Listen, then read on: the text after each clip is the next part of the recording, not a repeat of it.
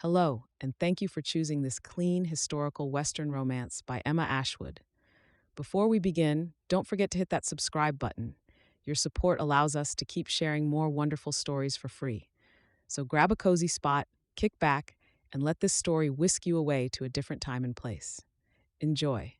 Copyright Emma Ashwood. The Charmed Bride by Emma Ashwood. Chapter 1. Your beauty and grace charms them all, Matthew Burns whispered into Isabella's ear. A blush colored her cheeks as she batted her lashes at her fiancé. Matthew, you're too kind. Isabella Grace tilted her face slightly, just enough for her jawbone to appear elegant and her eyes mysterious yet engaging. As a socialite of Boston society, she had been trained to charm, entertain, delight, and engage with society since she could remember. She had long since mastered the art of conversation, subdued flattery, and, of course, gossip. Few people understood the importance of gossip in the high circles of society. Isabella didn't think of it as gossip. She thought of it as staying well informed. Heaven forbid she joined someone for afternoon tea who had just been excommunicated from society the week before. It would harm her reputation and definitely force her down on the rungs of the social ladder. Matthew smiled at her with pride in his eyes. Their courtship had started off as a strategic move by both, but it no longer was. Instead, Isabella had fallen head over heels in love with her fiancé. With Matthew the sole inheritor of the Burns fortune, and Isabella the only daughter of David and Elizabeth Grace, it was a match that made society envious. Together they had come to be the most beautiful and most powerful couple in the rings of young Boston society. They were invited to every important dinner, tea, and luncheon. Their opinions were sought after and their company highly valued. It was all Isabella had dreamed of for as long as she could remember. While she had attended finishing school, she had prepared herself for this. The few times she had complained about the rigid schedule of music, language, and finishing lessons, her mother had reminded her that her hard work would one day pay off. As she stood in the drawing room of the wealthiest family in Boston, with the elite of society mulling about after an exquisite dinner, Isabella smiled, knowing that her hard work had definitely paid off. "I actually feel sorry for them," Matthew mumbled under his breath. Isabella turned to him with a frown. "Matthew, why would you say that? To whom are you referring?" Matthew shrugged. "Most of them, perhaps all of them. We're young, wealthy, in love, and we have the world at our feet." Isabella chuckled softly. "We do have the world at our feet, don't we?" "Definitely, my sweet. Now we just need to convince Mother to give her blessing for a wedding." Matthew sighed and shook his head. Isabella frowned. "Convince? I thought your mother liked me?" Matthew laughed. "Isabella, the look of insecurity on your face, it's priceless. Of course Mother adores you. It's all about timing. Mother wants to make sure our wedding is the social event of the decade. Before she will give her blessing for us to set a date, she wants to make sure that everyone who is anyone is available to attend. She wants to invite the mayor, perhaps even the governor. Then, of course, there is her niece, who is sister to the president." Isabella felt her smile broaden all the more. "With a guest list like that, it is going to be the wedding of a decade indeed. Just be sure to give me enough time to secure my wedding dress. Gabrielle mentioned a designer in Paris who makes wedding dresses unlike any you've ever seen. A wedding dress from Paris. Seems to me my future bride is going to be the envy of every bride for the rest of the year." Matthew smiled approvingly. "Of course. My mother didn't raise me to be anything less," Isabella said with a smile. "Then, of course, there is the venue. Would we be hosting the occasion in town or at your estate in the country?" Isabella asked curiously. "The estate, definitely. We'll make a weekend of it. There is more than enough room on the estate for all our guests. We'll spoil them with delicacies from around the world and enchant them with our true love," Matthew said dramatically. Isabella's cheeks hurt from smiling, but how could she not smile when it was all so exciting? It didn't for one second occur to her that she was more excited about the wedding than spending the rest of her life with Matthew. "Matthew, Isabella, how good of you to come." "Have you set a date for the wedding yet?" their host asked as he approached. Matthew shook his head. "Not just yet. We're debating on a weekend over the summer, but you know how it is, business comes first. Of course, of course. But if I were you, I'd hurry. Saw more than one man here tonight wishing he was in your place by Isabella's side, the man warned with a teasing smile. Matthew nodded. In that case, I think it's best if I whisk her away before she's charmed by someone else. Thank you for dinner. It was truly wonderful, and the dinner party, unlike any I've been before. Isabella held out her hand for her host to kiss before she turned to Matthew with a smile. Thank you for everything. Have a good evening, Matthew greeted their host before he slipped Isabella's arm through his elbow and led her towards the door. When they climbed into the black coach, Matthew turned to her with a curious look. You do realize you always say that? Isabella laughed and smiled at her fiancé. That's what keeps them issuing invitations. Charm the host, compliment the hostess, and flatter the cook. Isabella shrugged as if it was common knowledge. Your mother did raise you to know everything, didn't she? Matthew chuckled. Isabella thought of her mother, Elizabeth Grace, and smiled. Everything important. Isabella knew that wealth couldn't buy you everything, but her family didn't want for anything, not even love, because Isabella had learned early on that if you had enough money and a high standing in society, love would follow, which is how Matthew Burns had followed her home one night and asked her to join him for lunch the following day. It was a charmed life. It was here. Chapter 2. You must be very excited? Gabrielle Petit asked with her bubbly French accent. Isabella nodded eagerly. Very much so. Matthew's mother has chosen the perfect date. There will be no society weddings in the weeks before or after our wedding. More than enough time for the guests to become excited and the bask in the afterglow of our wedding. Your wedding is going to be the conversation of every luncheon and dinner for years to come. I just know it. Gabrielle's smile lit up the room, just like her vibrant personality. When the French socialite had first arrived in Boston with her family, most of the ladies of society had ignored her. Just to be different, Isabella had invited Gabrielle over for tea. Soon they had become the best of friends. Isabella loved that Gabrielle had insights into European fashion, European aristocracy, and if she had to be honest, she loved that her friendship with the French socialite helped her up another few rungs on the social ladder. I hope so, but that's not why you're here. We have serious business to discuss. If I don't get this right, I'm sure it will ruin my entire future, Isabella said heavily, as if world hunger was on the table. Of course. Gabrielle nodded with serious attention. I have written to my friend, and he says if you send him your measurements by telegram, he will make sure you have the most exquisite gown Boston has ever seen by the time of your wedding. What about fittings and discussing the fabric I'd like? Isabella asked a little hesitantly. Cherie, Gabrielle gushed. When it comes to fashion, you don't care about fabric and fittings. Franco knows what he's doing. Just trust in his gift, and you will be the belle of the ball at your own wedding. Ah, and there is one more thing. Your father isn't going to pay for it. What? Isabella asked, confused. A dress from Paris made by a French designer, of course he'll have to pay. I can't imagine Franco works for free. Gabrielle blushed slightly and shook her head. Let's just say Franco and I have history. He sees it as a gift to me. Gabrielle, if you and Franco were courting, why did you move to Boston? Isabella asked, confused. Who said anything about courtship? My dearest Isabella, in France, love is like the air that you breathe. It's free and doesn't always come with commitment. Isabella blushed and quickly changed the subject. There is another favor I need to ask you. Would you be my bridesmaid? Gabrielle jumped out of her chair and clapped her hands with glee. Of course, it would be my honor. Isabella pretended to let out a sigh of relief. Good, then everything is going to plan. I can't believe I'm marrying Matthew Burns in 5 months. It's going to be the perfect wedding, and then we're going to have the perfect life. I'm going to host dinner parties and luncheons, raise my beautiful, perfect children, and keep a stylish home. I'm finally taking my place in society as the wife of a successful businessman. I never imagined it would feel this wonderful. Gabrielle laughed. Or that it would make you glow with joy.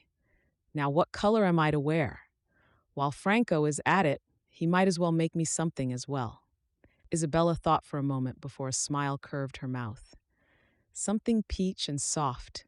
It will complement the tone of your skin, and it's different to all the blues and pinks we've seen in the last few years, don't you think? Peach is perfect. As soon as I get the dress, we'll go shopping for a hat. You'll need a veil as well, Gabrielle reminded her. Isabella nodded. I will indeed. Talking about shopping, I need to start acquiring more dresses. As a wife, I'll need a wider variety of dresses for evening wear, luncheons, and business dinners with Matthew. You know how the gossips begin to stammer when there is a slight chance that I might wear the same dress twice. We can't have that. Then, have you and your Mrs. Burns discussed who will be taking over managing the house staff? No, not yet. I expect she'll continue managing the staff at the brownstone here in town, but I'd like to take over the staff at the mansion. She hardly ever goes there, and I'd like it to be perfect should Matthew and I decide to escape for a weekend and perhaps invite friends. How lucky you are. If only I could find myself a wealthy, handsome man, I would marry him right on the spot. Gabrielle sighed with envy. Isabella reached for her friend's hand. There is always Franco. Both women laughed as the dust motes danced in the afternoon sun drifting through the window. Neither had ever known anything but a charmed life.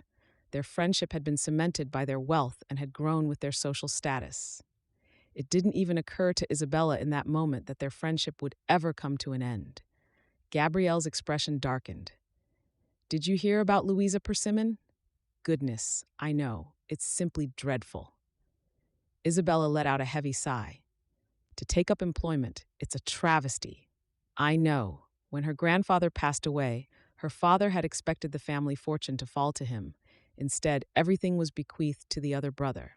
Gabrielle cocked a brow of condescendence. We shouldn't invite her to luncheons anymore. Goodness, no, Isabella smirked. She couldn't contribute anything to the conversation anymore. Spending her days serving other people? Travesty, I tell you, and she had such a bright future ahead of her. Gabrielle shook her head. For a moment, Isabella sympathized with their longtime friend. I know. Like you say, it's a travesty, but luckily not one that has befallen us. And never will, Gabrielle said firmly. I'm my grandpapa's favorite granddaughter. Isabella laughed, wondering where her friend found such confidence, because Gabrielle Petit had it in spades. Chapter 3. Isabella had never heard her parents argue. Differences had always been discussed behind closed doors, and neither Isabella nor her brother, John, had ever witnessed an argument. That was why when Isabella heard loud voices coming from downstairs, she knew something was wrong. Something was dreadfully wrong. She put her book away, promising herself to return to Mr. Darcy shortly, and then she headed downstairs. What do you mean you invested everything? Elizabeth asked with a horrified expression. I mean that it was a good investment. The returns promised to be better than any investment before. The projections were amazing. I thought I was doing the right thing, Davis said heavily. Isabella stood in the door of the drawing room, wondering what was going on. Her mother stood in front of her father, her body language screaming that she was upset. Almost the way she had stood in front of Isabella and her brother when they were young and had been up to mischief. Her father sat on the chair, his elbows on his knees and his eyes on the floor. Isabella had never seen her parents like this, and an eerie feeling crawled up her spine. Her father looked up and noticed her standing in the doorway. Isabella, go to your room. Your mother and I are talking. Before Isabella could turn and do as she was told, her mother snapped. No, she'll stay. Your decision affects this whole family. I'd rather her learn the truth of what you've done before she hears of it through the gossip mill. Isabella froze in the spot, feeling uncertain and a little afraid of the situation. Your father lost all our money, her mother huffed impatiently. I didn't lose it. The mine's proceeds were extraordinary. How was I supposed to know it was a shallow dig? How was I supposed to know that it would dry up within months of its opening? Davis asked irritably. You didn't. That's why you should have made a small investment until you knew more. Instead, you gambled all our money away on a gold mine that has run dry and we have no way to recover from it. I'll find a way. Perhaps I can sell the shafts, the buildings, and the other equipment to another mine. At least that way could recuperate some of the funds I invested. Isabella felt her heart begin to race. She wasn't exactly sure what was going on, except that they had lost all their money. From what she could tell, her father had made a bad investment, a very bad one. "Do we have anything left?" Isabella asked in a small voice. She suddenly remembered Louisa Persimmon and feared she would need to find gainful employment. "We have the house, a few other small stocks and bonds, but the rest—" "I freed up all our investments to invest in the mine," her father admitted heavily. Her mother cried out with anguish. "You freed up all our other investments. Davis, how could you? It was going to be the investment of a lifetime, Elizabeth. I honestly thought I was doing the right thing." "I thought—" Her mother cut her father off mid-sentence. "You thought about investing all our money in a mine that you didn't even know much about. You didn't even discuss this with me, Davis."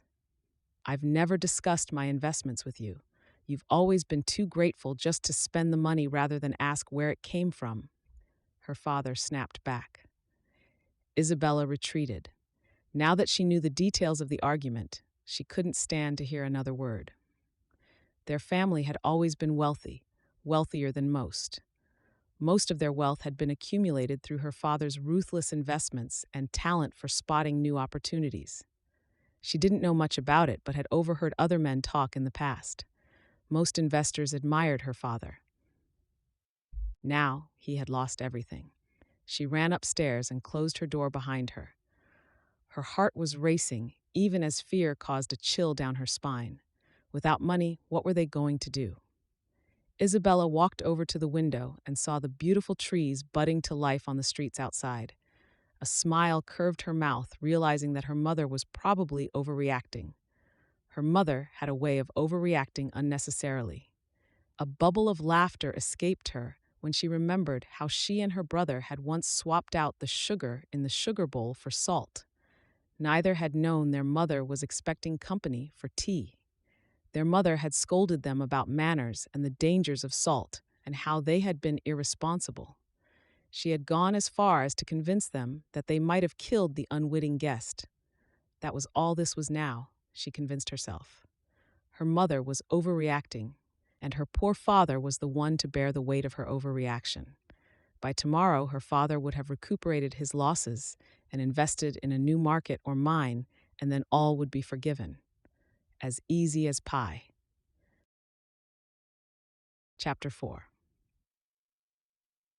Isabella's naive optimism had held up for the first few weeks after her father had lost their money. She had lived in denial about the severity of their situation. She had continued to believe that her father would find a way to fix their financial problems.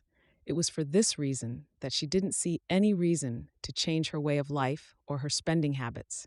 She still attended luncheons with Gabrielle and dinners with Matthew.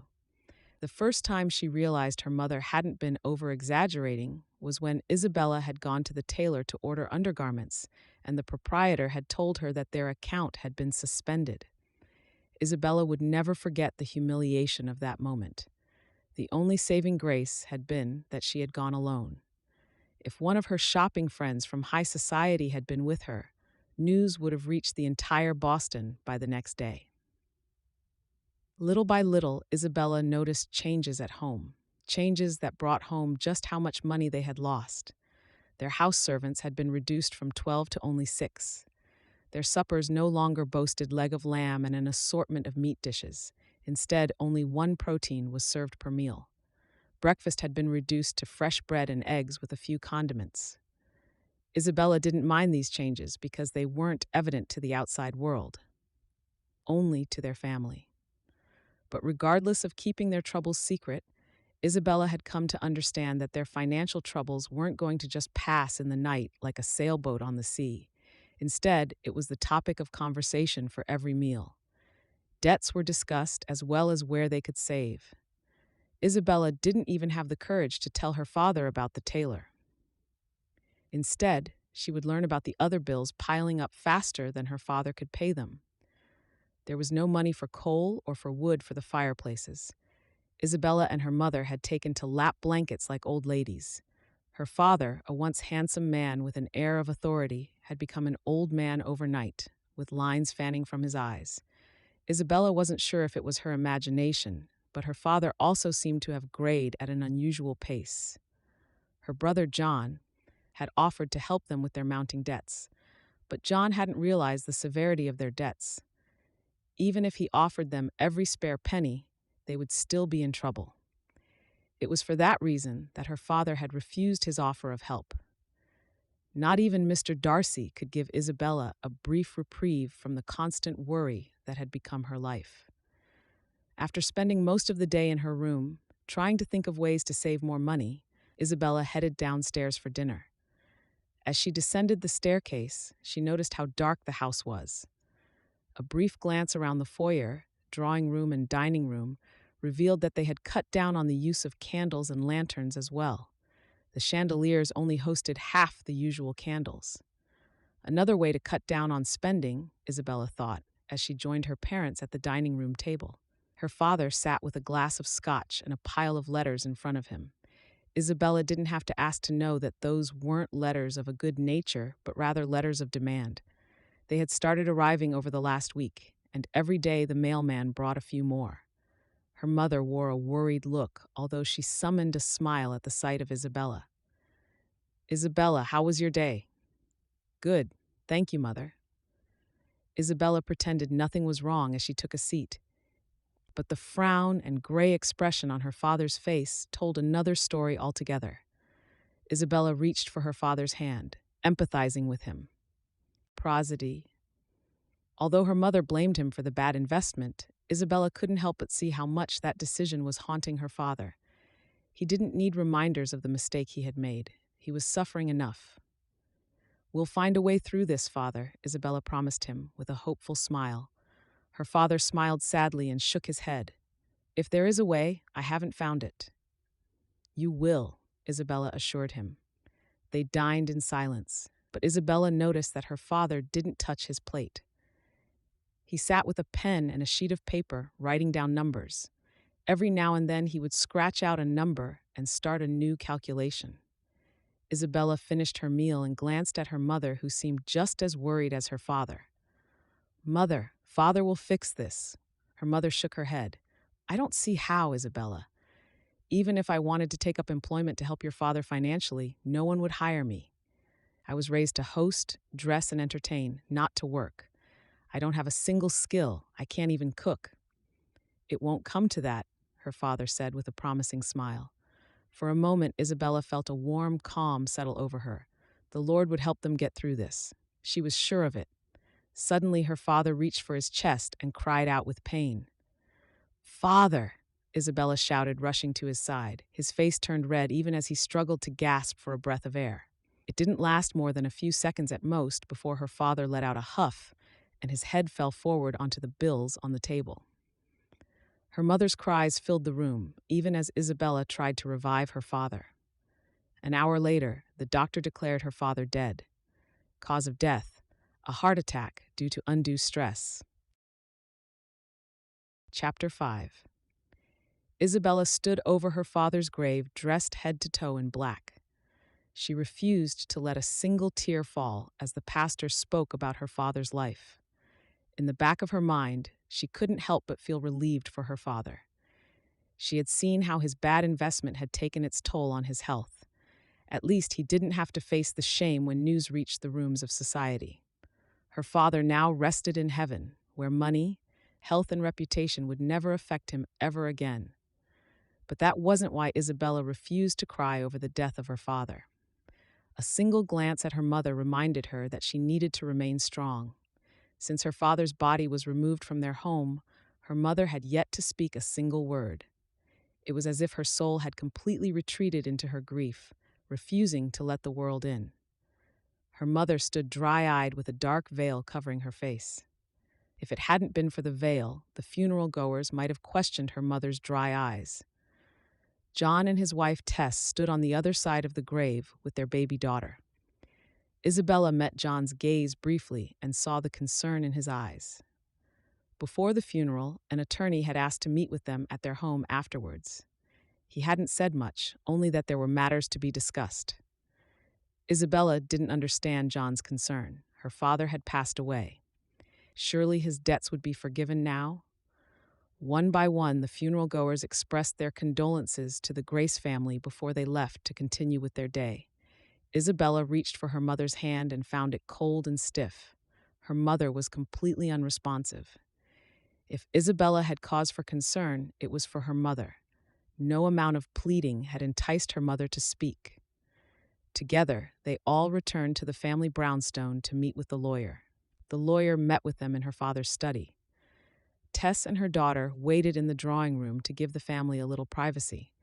John took the lead once the door closed behind them. "Mr. Kinney, could you tell us what this meeting is about?" "Of course. Firstly, let me begin by expressing my condolences for your loss," Mr. Kinney said, opening his leather satchel. "However, it is not good news I bring." "What news do you bring?" John asked a little impatiently. Mr. Kinney sighed heavily. "I'm sure you all know about the investment your father lost a little more than a month ago?" "Yes, we know," Isabella nodded. "Good, that will make this easier to explain. After your father lost the investment, he came to me for help.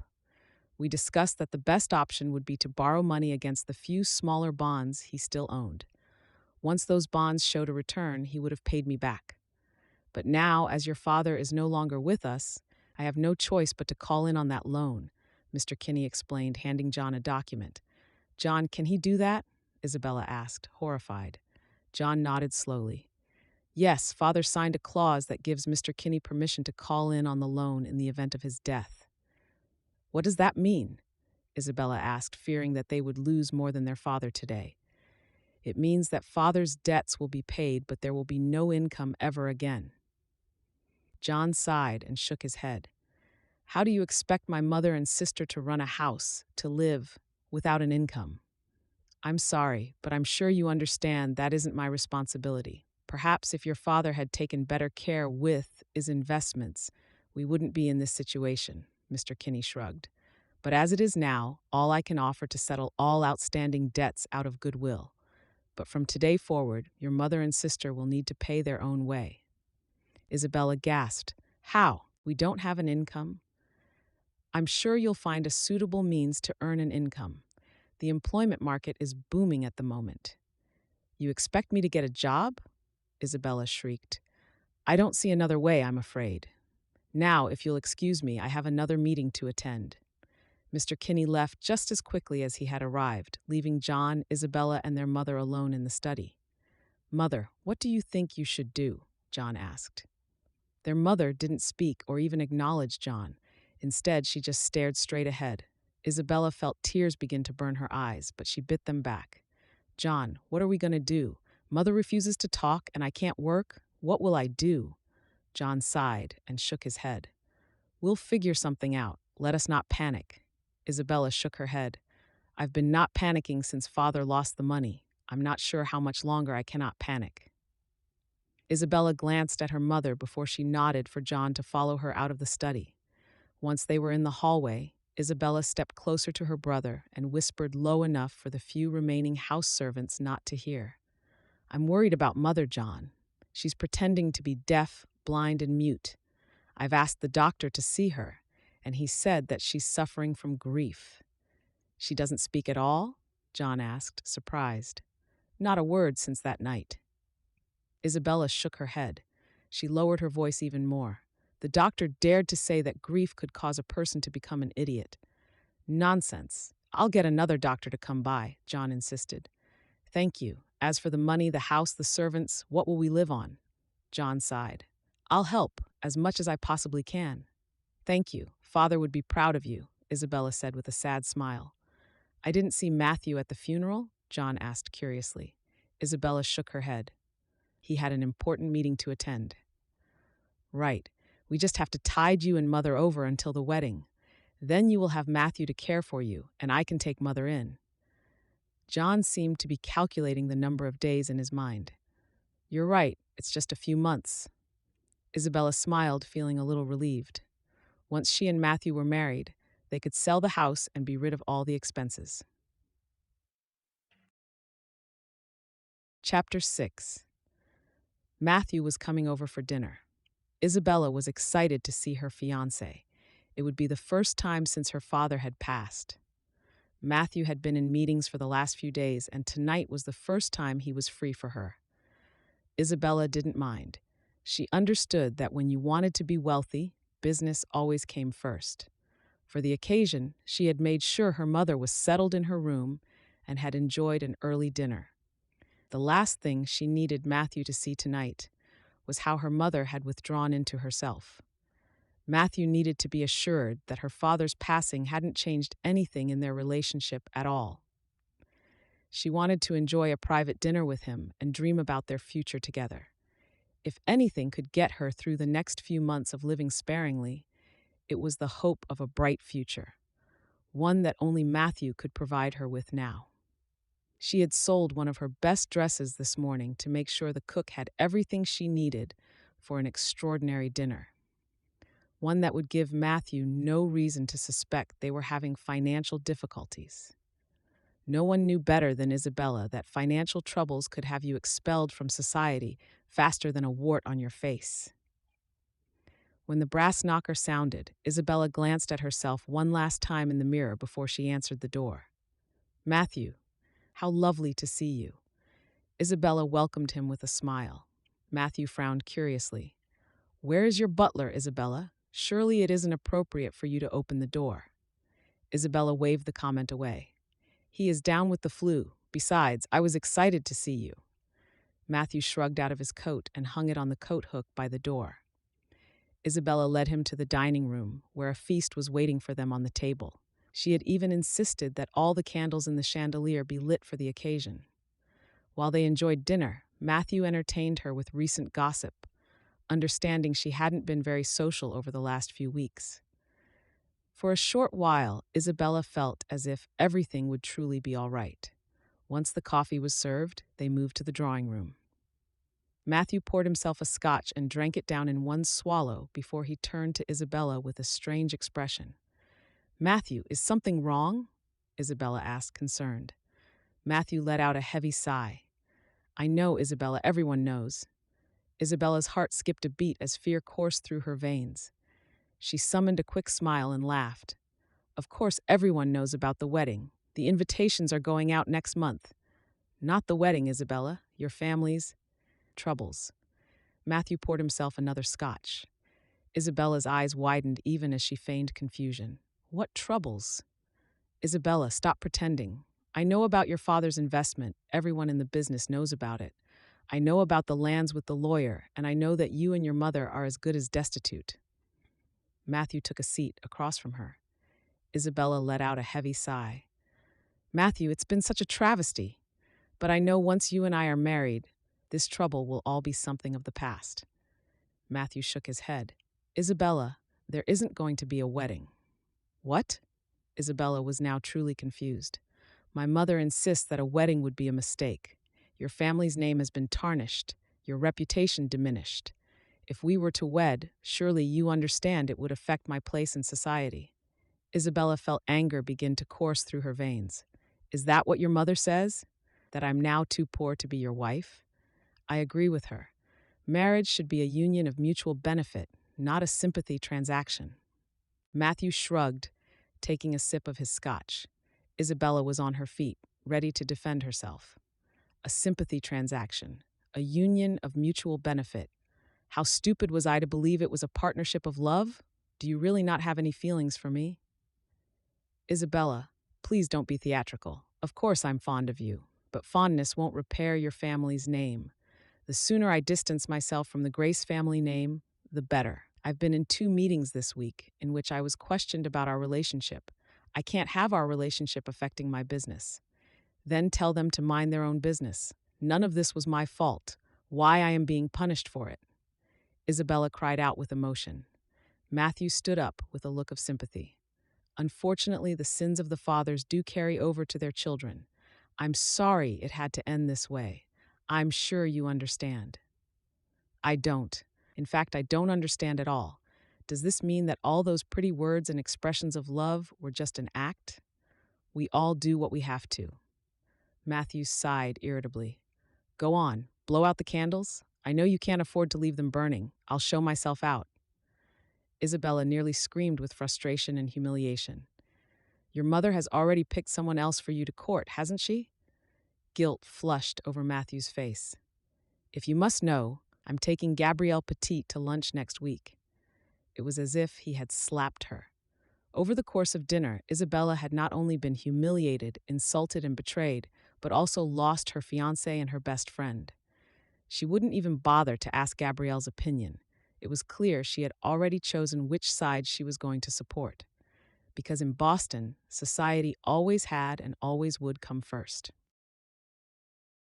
Chapter 7. Matthew was coming over for dinner. Isabella was excited to see her fiancé. It would be the first time since her father had passed. Matthew had been in meetings for the last few days, and tonight was the first time he was free for her. Isabella didn't mind. She understood that when you wanted to be wealthy, business always came first. For the occasion, she had made sure her mother was settled in her room and had enjoyed an early dinner. The last thing she needed Matthew to see tonight was how her mother had withdrawn into herself. Matthew needed to be assured that her father's passing hadn't changed anything in their relationship at all. She wanted to enjoy a private dinner with him and dream about their future together. If anything could get her through the next few months of living sparingly, it was the hope of a bright future, one that only Matthew could provide her with now. She had sold one of her best dresses this morning to make sure the cook had everything she needed for an extraordinary dinner, one that would give Matthew no reason to suspect they were having financial difficulties. No one knew better than Isabella that financial troubles could have you expelled from society faster than a wart on your face. When the brass knocker sounded, Isabella glanced at herself one last time in the mirror before she answered the door. Matthew, how lovely to see you. Isabella welcomed him with a smile. Matthew frowned curiously. Where's your butler, Isabella? Surely it isn't appropriate for you to open the door. Isabella waved the comment away. He is down with the flu. Besides, I was excited to see you. Matthew shrugged out of his coat and hung it on the coat hook by the door. Isabella led him to the dining room, where a feast was waiting for them on the table. She had even insisted that all the candles in the chandelier be lit for the occasion. While they enjoyed dinner, Matthew entertained her with recent gossip, understanding she hadn't been very social over the last few weeks. For a short while, Isabella felt as if everything would truly be all right. Once the coffee was served, they moved to the drawing room. Matthew poured himself a scotch and drank it down in one swallow before he turned to Isabella with a strange expression. Matthew, is something wrong? Isabella asked, concerned. Matthew let out a heavy sigh. I know, Isabella. Everyone knows. Isabella's heart skipped a beat as fear coursed through her veins. She summoned a quick smile and laughed. Of course, everyone knows about the wedding. The invitations are going out next month. Not the wedding, Isabella, your family's troubles. Matthew poured himself another scotch. Isabella's eyes widened even as she feigned confusion. What troubles? Isabella, stop pretending. I know about your father's investment. Everyone in the business knows about it. I know about the lands with the lawyer, and I know that you and your mother are as good as destitute. Matthew took a seat across from her. Isabella let out a heavy sigh. Matthew, it's been such a travesty. But I know, once you and I are married, this trouble will all be something of the past. Matthew shook his head. Isabella, there isn't going to be a wedding. What? Isabella was now truly confused. My mother insists that a wedding would be a mistake. Your family's name has been tarnished, your reputation diminished. If we were to wed, surely you understand it would affect my place in society. Isabella felt anger begin to course through her veins. Is that what your mother says? That I'm now too poor to be your wife? I agree with her. Marriage should be a union of mutual benefit, not a sympathy transaction. Matthew shrugged, taking a sip of his scotch. Isabella was on her feet, ready to defend herself. A sympathy transaction, a union of mutual benefit. How stupid was I to believe it was a partnership of love? Do you really not have any feelings for me? Isabella, please don't be theatrical. Of course I'm fond of you, but fondness won't repair your family's name. The sooner I distance myself from the Grace family name, the better. I've been in 2 meetings this week in which I was questioned about our relationship. I can't have our relationship affecting my business. Then tell them to mind their own business. None of this was my fault. Why I am being punished for it? Isabella cried out with emotion. Matthew stood up with a look of sympathy. Unfortunately, the sins of the fathers do carry over to their children. I'm sorry it had to end this way. I'm sure you understand. I don't. In fact, I don't understand at all. Does this mean that all those pretty words and expressions of love were just an act? We all do what we have to. Matthew sighed irritably. Go on. Blow out the candles. I know you can't afford to leave them burning. I'll show myself out. Isabella nearly screamed with frustration and humiliation. Your mother has already picked someone else for you to court, hasn't she? Guilt flushed over Matthew's face. If you must know, I'm taking Gabrielle Petit to lunch next week.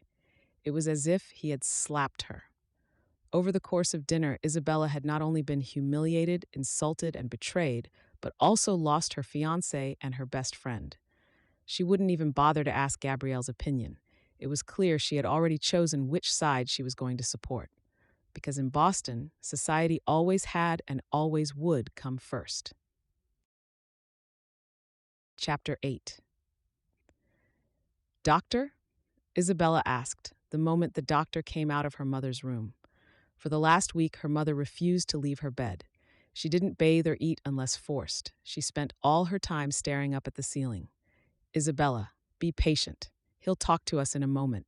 John quickly chastened her. John had sent for a doctor who treated diseases of the mind.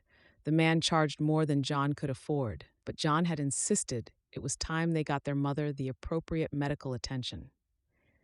Is there somewhere we can speak privately? I also need to talk to the maid that has been tending to your mother's room, the doctor asked. Of course, I'll have my wife fetch the maid. We can talk in the drawing room. John led the way downstairs. The maid and Tess joined them in the drawing room. The doctor turned to the maid with a curious look. Has Mrs. Grace given you any trouble when you enter the room? No, doctor, the maid shook her head. And have you ever offered to help her eat or bathe? Yes, doctor. Once Miss Grace asked me to bathe her, and on another occasion I helped feed her when she refused Miss Grace's help, the maid explained. The doctor nodded. I see, that will be all. Thank you. The maid left, and John and Isabella turned to the doctor, waiting for his diagnosis. I'm afraid it's my opinion that your mother has fallen into a deep melancholia. It's very rare for someone to return once they have reached this point, the doctor stated heavily. What? That's absurd. People with melancholia belong in asylums, John snapped irritably. Yes, when they don't have family to care for them. It seems the events of the last few months have broken your mother's mind. She's unresponsive and completely incoherent. It's as if she has become a shell and her mind is locked up so deep that I can't reach it. Is there something you can do? Some kind of treatment? Isabella asked hopefully. I can give something to ease her burden, but it won't bring her back, so to speak. Here, the doctor handed them a small bottle with what looked like an eyedropper. It's laudanum. It's known to ease the pain for those suffering from melancholia. He gave them instructions on when and how to administer it to their mother before he turned to Tess, ignoring both Isabella and John. It appears to me that Mrs. Grace is more cooperative with the maid than she is with her daughter. I'm not sure what has caused her ignorance when it comes to Miss Grace, but I feel it would be better if someone else took over her care. Perhaps the maid that I just spoke to might be willing. And what would her care entail? John asked carefully. Feeding, bathing, keeping her company, and administering her medicine. I'm afraid all I can do is make her comfortable and to make it easier for you to care for her here. Of course, there are asylums I can suggest if you'd rather consider that option. No, she's not going to an asylum, Isabella cried out, horrified. We'll care for her here. I'm afraid that isn't your decision to make, Miss Grace. It's the lady of the house who needs to decide. Both John and Isabella turned to Tess with pleading looks. Tess finally shrugged with a sigh. I guess Lavinia can hand over her other duties and take care of my mother-in-law, if that's what you think is best. John sighed heavily and shook his head. We can't afford to hire another servant. Then I'll help, Isabella said before thinking it through. I mean, I can learn to help. We won't expect that of you, Tess said quickly. It's my mother, and since I can't take care of her, I can take over some of Lavinia's chores. Right, John? John nodded heavily. I guess it's the only solution there is. Very well. I will come to check on Mrs. Grace every week, but if her condition improves or worsens, please send for me right away. In melancholia cases, it's hard to predict where the disease will lead. John showed the doctor out and returned with a look of bereavement. It's as if we've lost her too, Isabella nodded. We have. Together, they sat in the drawing room, mourning not only the loss of their father, but the loss of their mother. Melancholia was a disease that stole the mind. The few cases of melancholia that Isabella had heard of saw the patients never recover. They lived a pointless life in solitude until the disease finally stole their lives as well. Tess took a seat beside Isabella and reached for her hand. You can help with the baby. You don't have to cook or clean. Neither John nor I expect that of you. I feel so hopeless. I don't know what to do, Isabella admitted tearfully. Tess wrapped an arm around Isabella's shoulder and hugged her tightly. Pray for guidance. That's all you can do. John and I will pray as well, right, John? John met them with a doubtful gaze. I've been praying, and everything has just gone from bad to worse. Perhaps not praying is the answer. For I know the plans I have for you, plans to prosper you and not to harm you, Tess quoted from the Bible. God never said that we won't have challenges. He only promises to help us through them. Chapter 9. While Isabella stirred the gravy, she thought about all the events that had led to this moment. If Matthew hadn't broken their engagement, they would have been married in less than a month. Isabella couldn't even comprehend how excited she would have been had her father not made that one single mistake. One mistake that had led to his death, her mother's melancholia, and the loss of their family home. She felt like a failure for not being able to save the house. She felt ostracized for having Matthew break off the engagement. She felt humiliated that her best friend had stepped into her place without even bothering to talk to her about it. Gabrielle would be the bride on Matthew's arm planned for Isabella. They would move to his estate, which would have belonged to Isabella. Now she had nothing to look forward to except mastering how to dust the chandeliers, polish the foyer floor, and to learning to cook. When the doctor had diagnosed their mother, Isabella hadn't thought that a full-time nurse would be necessary. But with every day that passed, she had come to realize that her mother had become completely dependent on Lavinia. She still didn't speak, but whenever Isabella went to spend time with her in the afternoon, she would point to the door until Lavinia returned with her medicine. Feeling lost, and as if she was leeching on her brother's kindness, Isabella had taken to cleaning and cooking, along with helping to care for her niece. As Tess was a very involved mother, there wasn't much to do when it came to the baby. Quit your moping. Nothing sours a gravy like a bad mood, the cook said firmly, as she came to stand by Isabella's side. I'm not moping, Isabella argued. Cook cocked a brow and put her hands on her hips. I was raised in a tenement apartment with a father who worked on the railways. He died in a railway accident when I was 15. I had to earn an income to care for my mother and my younger brother. Then I met and married the love of my life, a dock worker. He too met an early end on the docks, by which time I had 3 children to care for. I've never had anyone look out for me or feel sorry for me. So I did some moping myself. Do you know where moping gets you? Isabella shook her head, surprised at the many challenges Cook had faced over the years. It gets you nowhere. It ruins your mood, makes you bad company, and drains you of energy. If you want to get yourself out of this situation you're in, shake off that bad mood, become good company, and use your energy to find a way out of it, Cook said firmly. Isabella had never been chastened by anyone but her mother. She felt slightly offended that a servant would talk to her that way.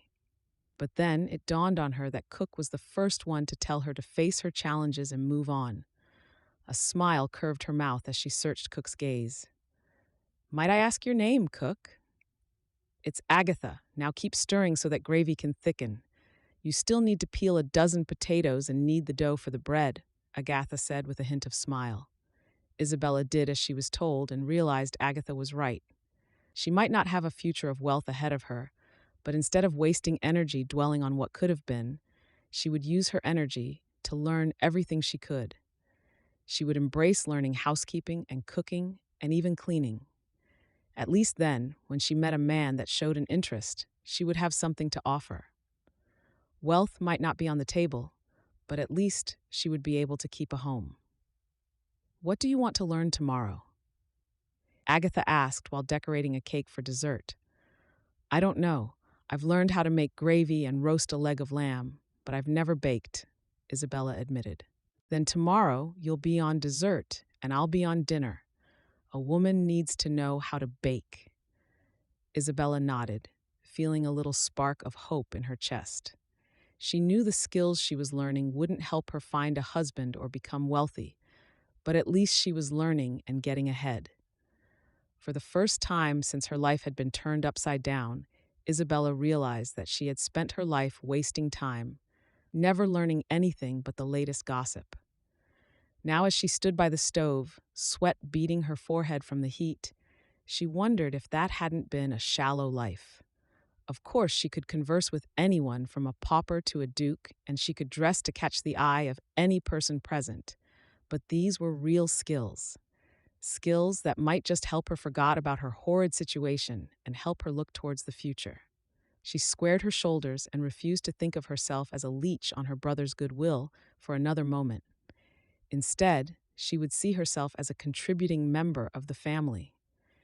She might not bring in an income to help cover expenses, but she would make sure she did the work of one paid servant. That way, at least her brother wouldn't blame her if she had to stay there forever. The thought sent a chill down her spine. She didn't want to live on her brother's grace for the rest of her life, but right now it didn't seem as if she had any other choice. I'd like to learn how to bake very much. Do you think I can bake a chocolate cake? That's your brother's favorite, Agatha said with a smile. Isabella nodded. A small gesture of gratitude from me to him. See, I can smell that gravy sweetening from here already.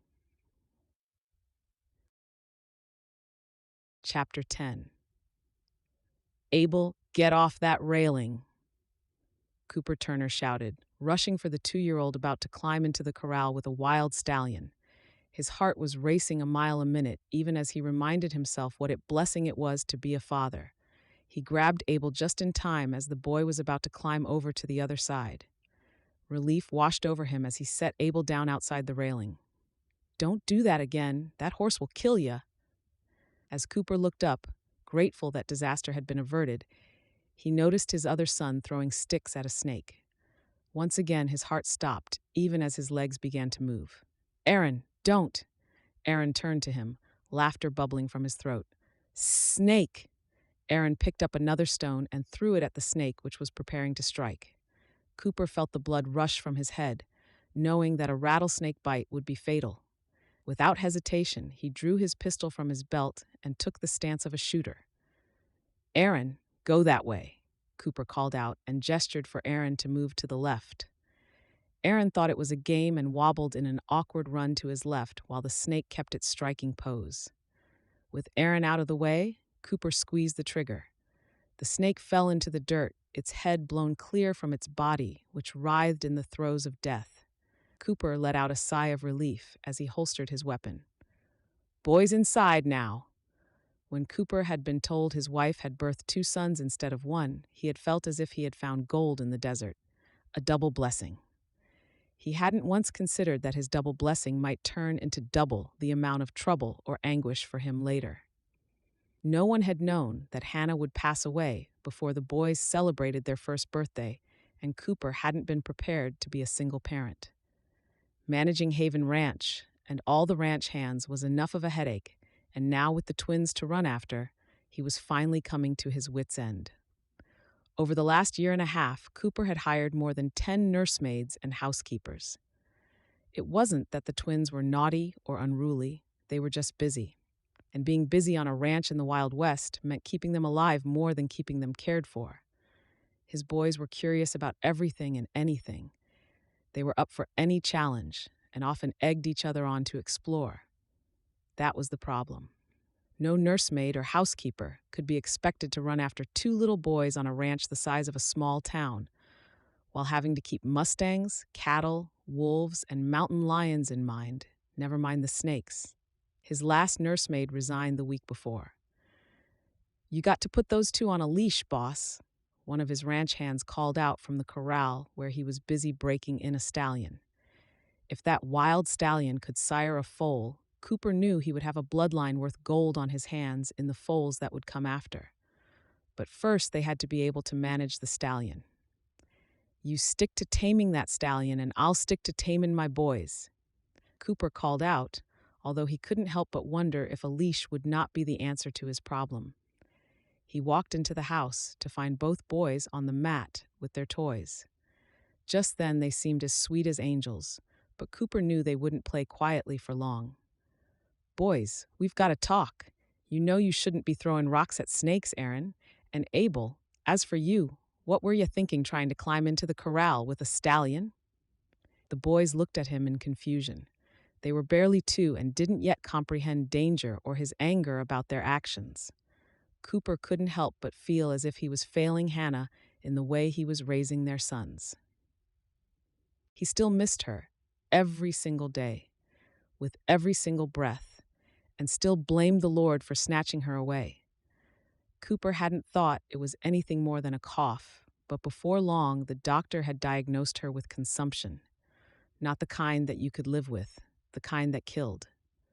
For the last month of her life, Cooper had abided by her wishes and had kept the twins away from her. Her greatest fear had been to pass it on to the boys. The consumption might have left his sons well enough, but it had stolen his wife. Cooper let out a heavy sigh and dropped his elbows onto his knees. He rested his head on his hands and closed his eyes. "Lord, send me some help, guidance, or simply a solution. I can't do this, Lord. If I continue trying to raise these boys alone, I'm either going to lose them or destroy them. I need help."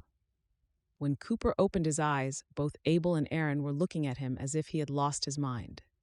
"Something wrong, Dada?" Abel asked in his broken toddler language. Cooper shook his head and summoned a smile. "Not today, buddy. Not today. We're still all alive and kicking." Even as Cooper spoke the words, he silently prayed that that would be the case tomorrow as well. Unless he built a pen from which his boys couldn't escape, he had no idea how he could raise them safely and still run a ranch. He quickly pushed that idea from his mind, knowing that one of the boys would find a way to escape. His only option was to advertise for a nursemaid. Again.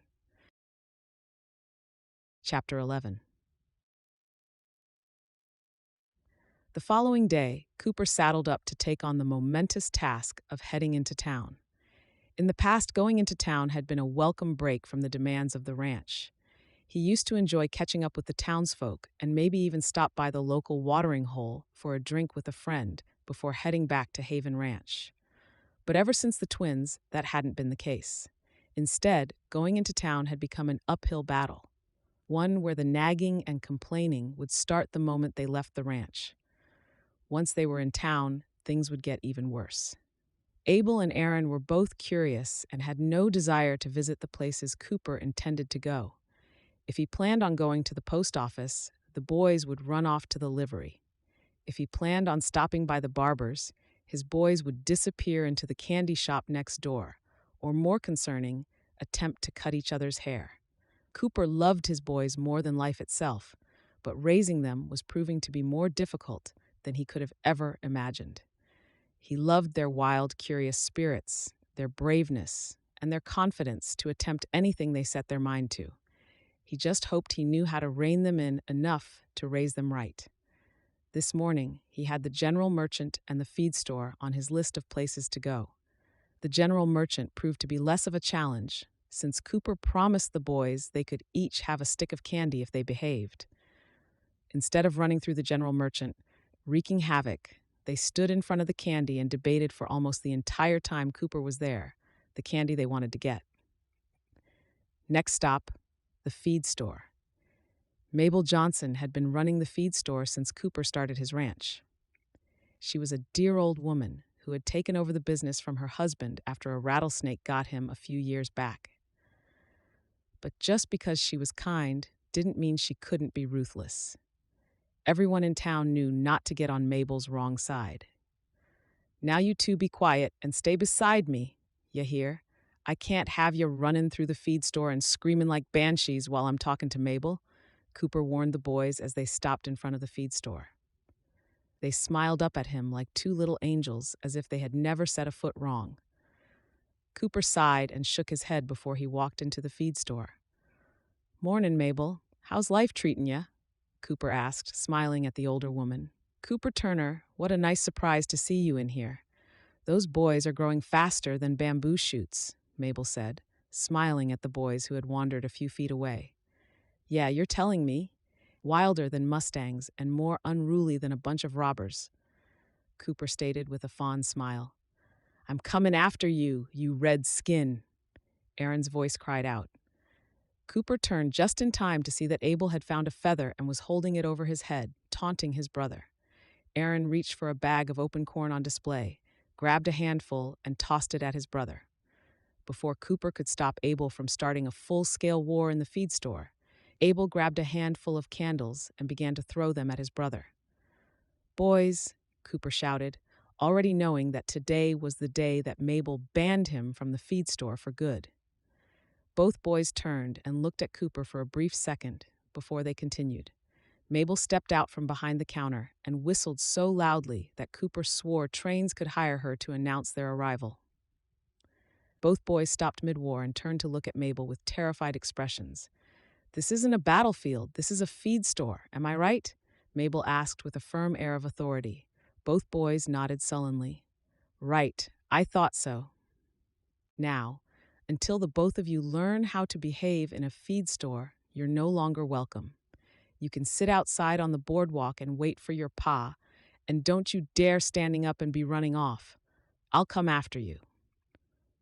Cooper wasn't sure if he should be embarrassed or grateful that Mabel had got the situation under control. "Go on, I don't see you walking," Mabel said quietly, but with a voice that could scare raccoons, and Cooper watched his boys fall into line as they walked out of the feed store. They sat down on the boardwalk just as they were told. Cooper turned to Mabel with admiration and awe. "Please, Mabel, you must teach me how you do that, or even better, come and be their nursemaid. I'll pay you double what you're earning now. Heck, I'll even throw in the ranch if it will make the deal sweeter." Mabel smiled at Cooper with fondness and humor. "Cooper, what will I do with a ranch? Besides, in practice, that's all there is to it. I raised 5 boys, and I learned early on, if you don't lay down the law, they're going to run all over you." "I know. Mabel, I'm trying to run a ranch, keep a house, and raise 2 boys. I'll be honest and say that I don't have too much time for laying down the law. I've had 5 housekeepers and as many maids in the last 2 years. No one is up to raising 2 free-spirited boys," Cooper sighed. "I need to find a new nursemaid. I just don't know how long this one's going to last." Mabel smiled sympathetically. "It's harder to raise someone else's young than to raise your own. That's where you're making the mistake. Cooper, isn't it time you found yourself a wife? Someone that can be a mama to those boys. Someone that could shower them with love and discipline them while you run your ranch?" Cooper's eyes widened with horror. "It's only been 2 years, Mabel. Besides, I don't want another wife. Want and need are 2 different things. You need someone to help you with them boys.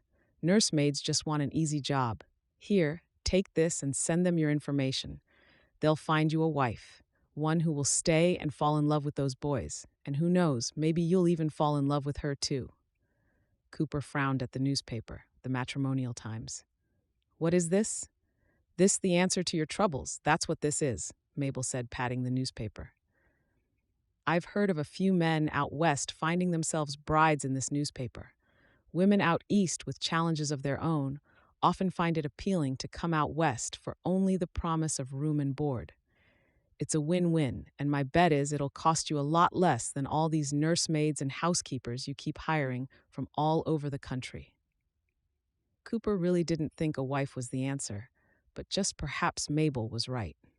If he could find someone who wanted to escape their own life in exchange for room and board and helping him with the boys, it might just be the perfect solution. He glanced out onto the boardwalk where both boys were still sitting quietly. They were sulking as good as Cooper had ever seen them sulk. But just like Cooper knew that his boys needed to have fun and explore, he knew they needed a firm hand to teach them wrong from right. "Fine," he finally said to Mabel. "I'll give it a chance." Mabel smiled broadly. "That's a good man." Chapter 12. Isabella sipped on her tea at the kitchen table. If her brother and her mother could see her now, they would have something to say about Isabella interacting with the help. But over the last few weeks, Agatha had become more like her favorite aunt than the cook. With Agatha's help, she had learned how to cook, and due to Agatha's insistence, Isabella had spent quite some time with the maids to learn how to clean and keep a house. She no longer felt as if she was a dead weight on her brother's bank account and kindness. It felt good to be contributing, especially now that her mother required so much care. Isabella couldn't help but be concerned about her mother's health. She had honestly believed that the doctor would be able to help her mother, but since the doctor's involvement, her mother had become even more dependent on help. "What are you thinking about, girl?" Agatha asked as she took a seat at the table. It was just after breakfast, and with the kitchen was cleaned and the meat was thawing for lunch, which meant that it was a quiet time of day for Agatha. "I'm not thinking, really. I'm just wondering what will become of me. I can't live here indefinitely. With John and Tess expecting another child, it's just not fair of them to have me here as well. They need the extra room." Isabella sighed with a shrug. "I'm sure your brother loves having you here," Agatha assured her. But Agatha didn't know that the financial pressure was beginning to weigh on her brother's shoulders. The last thing Isabella wanted was for her brother to downscale his family's lifestyle because he had to care for her and her mother. "I'm sure he does. But I want a future, possibly a family of my own. My situation now, it makes it hard. Without a dime to my name, no man of social standing will court me. And yet, if I court outside of social circles, it will still be frowned upon," Isabella confessed. It had been weighing heavily on her mind for quite some time now. She had long since given up on Matthew. His wedding to Gabrielle was only a week away, and since moving in with John and Tess, Isabella hadn't heard from either of the two. "Perhaps you should consider this." Agatha got up and collected a newspaper before she returned to the table. "The maids are always looking through it." "What is it?" Isabella asked curiously. "It's a newspaper advertising men all over the country. Men looking for love, wives, or simply companionship. Most of them are isolated or in small towns where the pickings are slim," Agatha explained. "My niece found her husband this way." Isabella reached for the newspaper and began to laugh as she read the first advertisement that caught her eye. "Handsome bank manager seeking wife. Ross Petty is a man of wealthy means that is tired of celebrating his achievements alone. Ross is looking for an appealing partner to share his life in the small town of Woodburn, Arizona. If you are of childbearing age, attractive and interested in having a family, then Ross is eager to hear from you." "This is ridiculous," Isabella cried out with laughter. "It's like a cattle auction for men. Don't count your chickens just yet. Not all of them are obnoxious and only want a pretty wife on their arm. Some of them are lonely, others merely want companionship. Besides, how it works is that you write to the man you're interested in. The unwritten rule is that he will only respond to one letter. Once you correspond, you can get to know him better and perhaps even fall in love." "Through letters, I doubt that very much." Isabella shook her head. "Thank you, but I really don't think this is an option for me." "If you say so," Agatha shrugged. "But I firmly believe that love doesn't land in your lap. Neither does a blessed future. Sometimes you must find a window when the door's been shut in your face." Isabella thought for a moment and turned the page. "Perhaps. But what will I write to a man I know nothing about? I don't know him. He doesn't know me. He might be a liar, a cheat, or worse, a highwayman.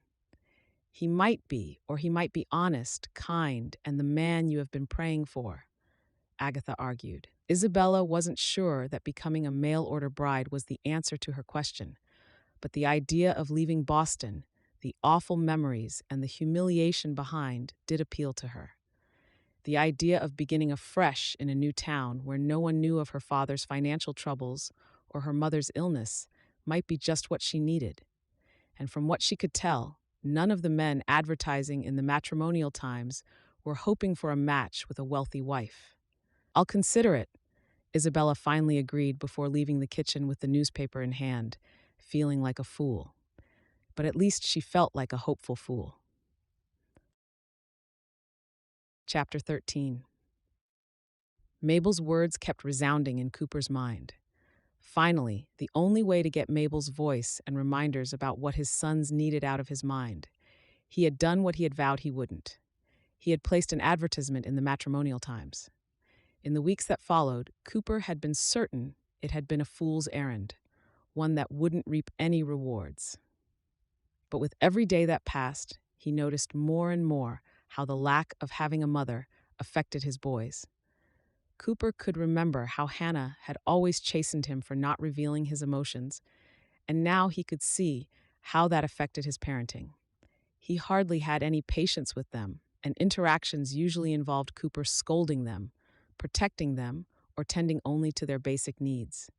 They needed a mother to show them kindness, to play with them, and to teach them how to be kind to each other, instead of incessantly picking on each other. Finding a new wife wasn't among Cooper's wants in life.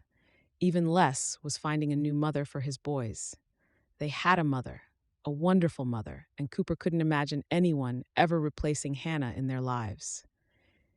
He sat on the porch watching the boys play as he made a silent vow to himself. If nothing came of the advertisement by the end of the week, he would need to send for another nursemaid for the boys, or perhaps a nanny. Jacob Tanner rode into the yard on his Palomino after running an errand in town. Cooper's right-hand man waved to him from the saddle. "I got you something." Cooper frowned as he stood up. "What?" "A letter from a dame up in Boston," Jacob taunted him. Cooper couldn't hide his surprise as Jacob handed him the letter a short while later. The writing was neat, legible, and inexcusably feminine. "Must be 'bout that advertisement you placed," Jacob teased. Cooper sighed and stuffed the letter into his pocket. "Just decided to hire a nanny by the end of the week." Jacob cocked a brow. "Look, I hate to agree with Mabel, but she's right. Those boys don't need a nanny, and you don't need a strange woman hanging around until she decides to find a family of her own. You need a wife, boss. Read the darn letter. Maybe you just found her." Jacob left Cooper on the porch. Cooper glanced at the boys and sighed heavily. Jacob and Mabel were right, but how did he know if a woman was the right fit through simply reading a letter? Curiosity finally got the better of him. Cooper tore open the letter and began to read. "Dear Mr. Turner, I want to apologize right away if you find this letter awkward or in bad form. This is the first time I've ever considered writing to a stranger, and if you don't respond, I will understand. You must be wondering why I wrote to you. At first, when I came across the Matrimonial Times, I considered it nothing but a laughing matter. Most of the men whose advertisements I read seemed either desperate, lonely, or merely seeking someone to bear their heir. And then I read yours. I'm so sorry to learn about your wife's passing. I too lost someone close to me in the past year, and I can understand the grief and the longing that comes with it. It must be terribly hard for you to raise your twins without your wife. I can't comprehend finding love through letters, and that is not what I expect. I understand from that you need someone to help you care for your twins, someone to keep your home, provide companionship, and perhaps in future possibly a mutually respectful friendship. I appreciate your honesty and the clarity surrounding your expectations, and so I'll share my reasons for responding and what I hope to find. I come from a wealthy family, one of the wealthiest families in Boston, if I were to be honest. A bad investment caused my father to lose all our money. You can imagine how terribly hard that was for my father. The weight of that mistake weighed so heavily on him that it finally took him from us. I tried to salvage what I could after my father's passing, but the debts were too high and the income little to nothing at all. My mother became unresponsive since my father's passing. When we lost the family house, my brother insisted we move in with him. This was the best choice at the time, especially for my mother, who now depends on a caretaker to assist her all hours of the day. But I, being healthy and able, feel that I have become a burden to my brother's family, especially with their second child due soon. I have no means to redeem my financial situation or to resume my place in society to be courted. I hope to find peace away from the gossips and loss that haunt me in Boston. I wish to find a home that I can call my own. Regardless of my upbringing, I have learned everything required to keep a home, to cook, and to clean. Although I have never cared for children, I can assure you that I simply adore children. I believe that with all the education I received growing up, I can pass a lot of that knowledge on to them. I will love them as if they were my own, and I will make sure to respect the time you spend running your cattle ranch. I know that this probably isn't the type of letter you were hoping to receive, but I believe that honesty is the first step towards happiness. I do not expect you to love me as you loved your wife, nor do I want to replace her in your or your children's lives. But I would like to try my best to give the boys the love and discipline they need and to be a friend to you. If you feel that my skills and companionship are what you are searching for in a future wife, then I'll look forward to hearing from you. If I don't, then I wish you all the best of luck, and I will pray that God blesses you and your boys. Kindest regards, Isabella. Grace Cooper frowned at the letter. Isabella Grace was right. The last thing he had expected was such brutal honesty, especially about her circumstances and her reasons for wanting to leave Boston. He read the letter again and realized that Isabella hadn't just written to him out of desperation. She understood his situation, and for some reason she wanted to help him. An eerie feeling ran down his spine at the thought of getting married again. Couldn't he just hire Isabella as a nanny? He pushed the thought aside even as it occurred to him. Isabella was looking for the security of a marriage, just like Cooper was looking to give his children a long-term caretaker. Marriage would be the best option. He hadn't thought he would ever respond to a woman he'd never met before, but Isabella seemed the perfect solution to all his problems. He called the boys inside and headed to his writing desk, where he penned a letter, just as honest as the one he had received. He prayed that Isabella would read it with kindness and understanding. Chapter 14. Isabella, I didn't know you knew anyone in Montana? John walked into the drawing room holding an envelope. This came for you just now. Isabella's eyes widened with surprise. It's from Montana? Yes, John shrugged. What is it? I'll tell you as soon as I read it. Isabella jumped up from reading poems before snatching the letter from her brother's hand. She all but raced upstairs to the privacy of her bedroom and locked herself inside. She hadn't expected Cooper Turner to respond to her letter, but the fact that he did. Isabella wasn't sure if she should be excited or fear that he had only written to tell her he wasn't interested in hearing from her again. She carefully opened the letter and drew in a deep breath before she began to read. Dear Isabella, your honesty was refreshing. I honestly didn't believe that anything would come of that advertisement. It was my belief that if someone did indeed correspond with me, that they would seek love and try to replace Hannah in our lives. I appreciate that you understand that to lose someone is harder than anyone can imagine, and that one simply cannot replace a lost relative, wife, or mother. It is for that reason I believe that asking you to marry me would be wiser than hiring another nanny or nursemaid. My sons need someone in their lives who will not leave when they are unruly or the moment she receives a better offer elsewhere.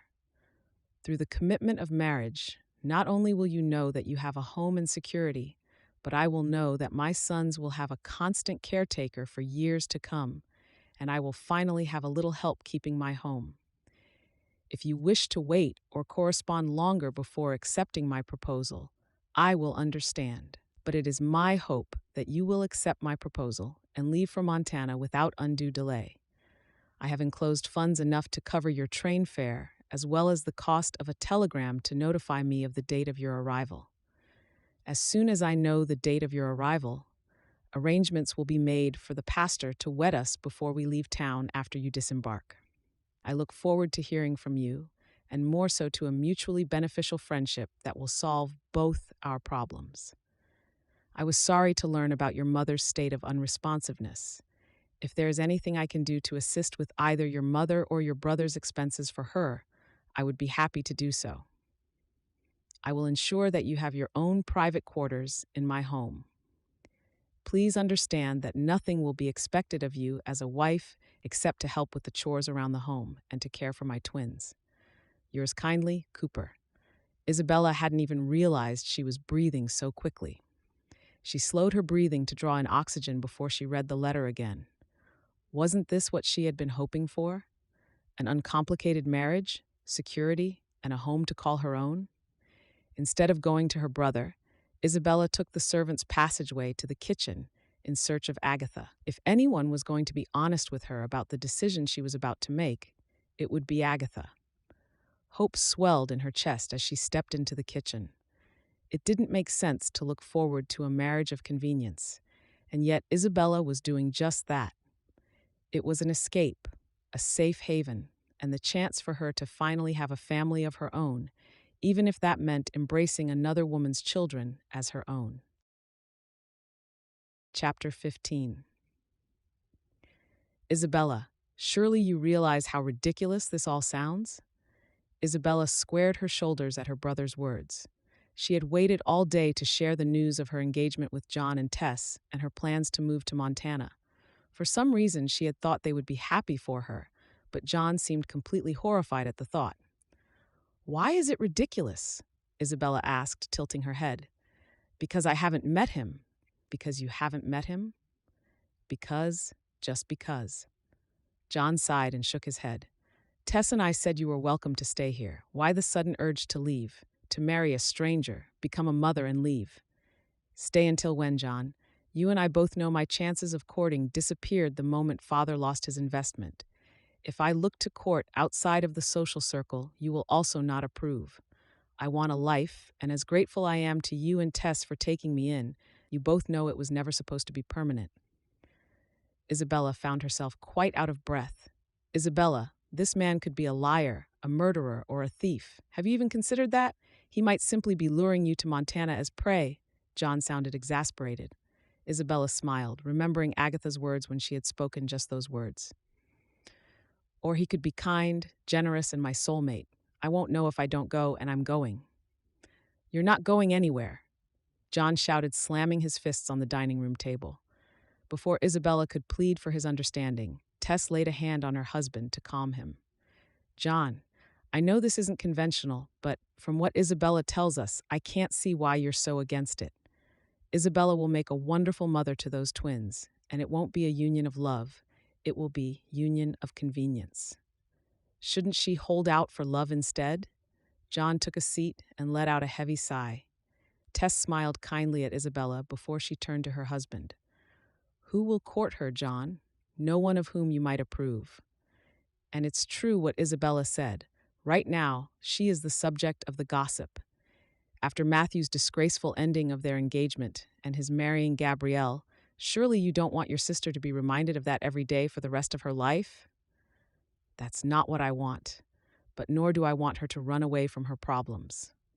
I'm not running away from my problems, John. I'm running towards my future, Isabella explained. I'll write to you as often as I can. I'll send you a telegram the moment I arrive, and if things aren't to my liking, I'll get right back on the train and come back to Boston. Isabella trailed off heavily. "John, father's failed investments, the loss of the house, none of that really affected you. In a matter of weeks, my reputation, my future, and my past were wiped away. I don't blame father, I never have, but I can't rest on my laurels hoping for better days." "You can't even cook, Isabella." John shook his head. "I beg to differ," Agatha said, serving their meal personally. "I had a feeling you might react this way, Mr. Grace, so I took the liberty of asking Isabella to prepare dinner. Not a single morsel of your meal tonight was prepared by me." John looked at the beef Wellington surrounded by vegetables and frowned. "Isabella cooked this?" "I did," Isabella acknowledged. "I've also been polishing the silver, scrubbing the floors and making the beds. You didn't, Tess cried out, horrified. Isabella, we don't expect you to work like a servant. You don't. I do. I'm dependent on you just like they are, and I wanted to learn. I think I knew that I probably wouldn't be blessed with help again. Besides, I enjoy it. It gives me a feeling of achievement to know that I can cook, clean, and even do laundry. If I had known you felt this way, John trailed off, searching Isabella's face. Is this really what you want? It is, John. Those twins need a mother, and I need to find a life for myself. You and Tess have your next baby on the way, and with Mother already demanding so much care, it just isn't fair for me to rely on you, Isabella explained with a pleading smile. You're not losing me, John. You're simply going to see me a little less. I'll expect you to come and visit, of course, John chuckled. If you last on a ranch in the West, the conditions are brutal out there. The wild people are still wreaking havoc, and there are numerous other dangers besides. It's not civilized. It might not be civilized, but I still want to go. Isabella smiled. Now eat your dinner and tell me if you think I'll be competent enough to cook for my husband. Isabella could see the hesitation and concern in her brother's eyes, but what she had said was right. She needed to do this. She needed to prepare a future for herself, one where the eyes of Boston weren't on her, where the weight of their family's humiliation didn't lie on her shoulders. She wanted a future where she could make a difference, and with Cooper and the twins, she knew she would be doing just that. Here's to Montana, Isabella said, holding up her glass. Tess smiled encouragingly. And here's to Cooper Turner, realizing that he might just fall in love for a second time. Isabella laughed simply because she knew that wasn't on the cards. She had experienced love, and it had left her broken and humiliated. She had no desire to experience it again. Chapter 16. Isabella Grace. Isabella had barely stepped off the train when she was approached by an older man. After traveling for so many days, she was exhausted and more than a little disappointed to find that her future husband was of an age to be her father. She summoned a smile, reminding herself that this was what she had wanted. Hello, yes, I am. It's a pleasure to meet you, Mr. Turner. The man frowned, confused for a moment before he began to laugh. I've never thought of him as Mr. Turner, but I guess you're right. He is Mr. Turner. But I ain't Cooper, young lady. I'm Jacob Tanner, ranch hand, friend, and today your escort to the local church. Isabella wasn't sure if she should sigh with relief that Jacob wasn't her future husband or bristle with frustration that her future husband hadn't so much as bothered to welcome her personally. And is Cooper at the local church? He is, ma'am. Jacob nodded. Let me take your luggage. She hadn't been sure what to expect on arrival in Haven Falls, so she accepted the unexpected and followed Jacob to a waiting wagon. Once she climbed in, Isabella couldn't help but doubt her decision to be married right away. But before she could change her mind, Jacob stopped in front of a wooden church with a tall steeple. Here you are, ma'am. Please, it's Isabella, Isabella insisted, waiting a moment before she climbed out. A few minutes later, she was standing in front of a pastor with a handsome man beside him. Her heart skipped a beat, either with fear or attraction. She couldn't be sure which. Isabella, I'm Cooper. It's a pleasure to meet you. He held out a calloused hand, tanned from all the time spent in the sun. Hello, Cooper. It's nice to meet you. Isabella's tone of voice was as formal as if she was meeting a foreign dignitary or the president. Shall we begin? The pastor asked. Isabella's eyes widened with fear. Her heart began to race, wondering if she was making the mistake of a lifetime. But when the clergyman began to speak, her eyes met Cooper's and calm washed over her. He seemed just as terrified as she was, just as unsure. At least they were in this together, she assured herself when the occasion arrived to say I do. Before Isabella knew it, she was a married woman, Mrs. Cooper Turner. The pastor wished them well before he left to give them some privacy. The last thing she expected was for Cooper to start to laugh. Is something funny? Isabella asked, confused. Cooper shook his head. Just that we actually went through with it. Thank you for coming. I was beginning to doubt you would. Isabella returned his smile. I said I would come. I have a few things to attend to in town before I head back to the ranch. I've arranged for Jacob to drive you home. You must be exhausted after all the traveling." "I am, yes," Isabella agreed. "Where are the boys?" "Jacob asked his wife to keep an eye on them. They're on the ranch just waiting to meet you." Cooper flashed her a smile. It seemed as if the smile had caught even him by surprise. "I'll be home as soon I've attended to my business." He followed her out and made sure she was in Jacob's care before he had a quick word with his ranch hand and headed for the thoroughfare. Isabella watched him walk away and couldn't help but wonder about the nature of the business that could be more important than accompanying her home. She shook her head and quickly reminded herself what this really was. It was an arrangement of convenience, not love. The drive to the ranch took almost 30 minutes.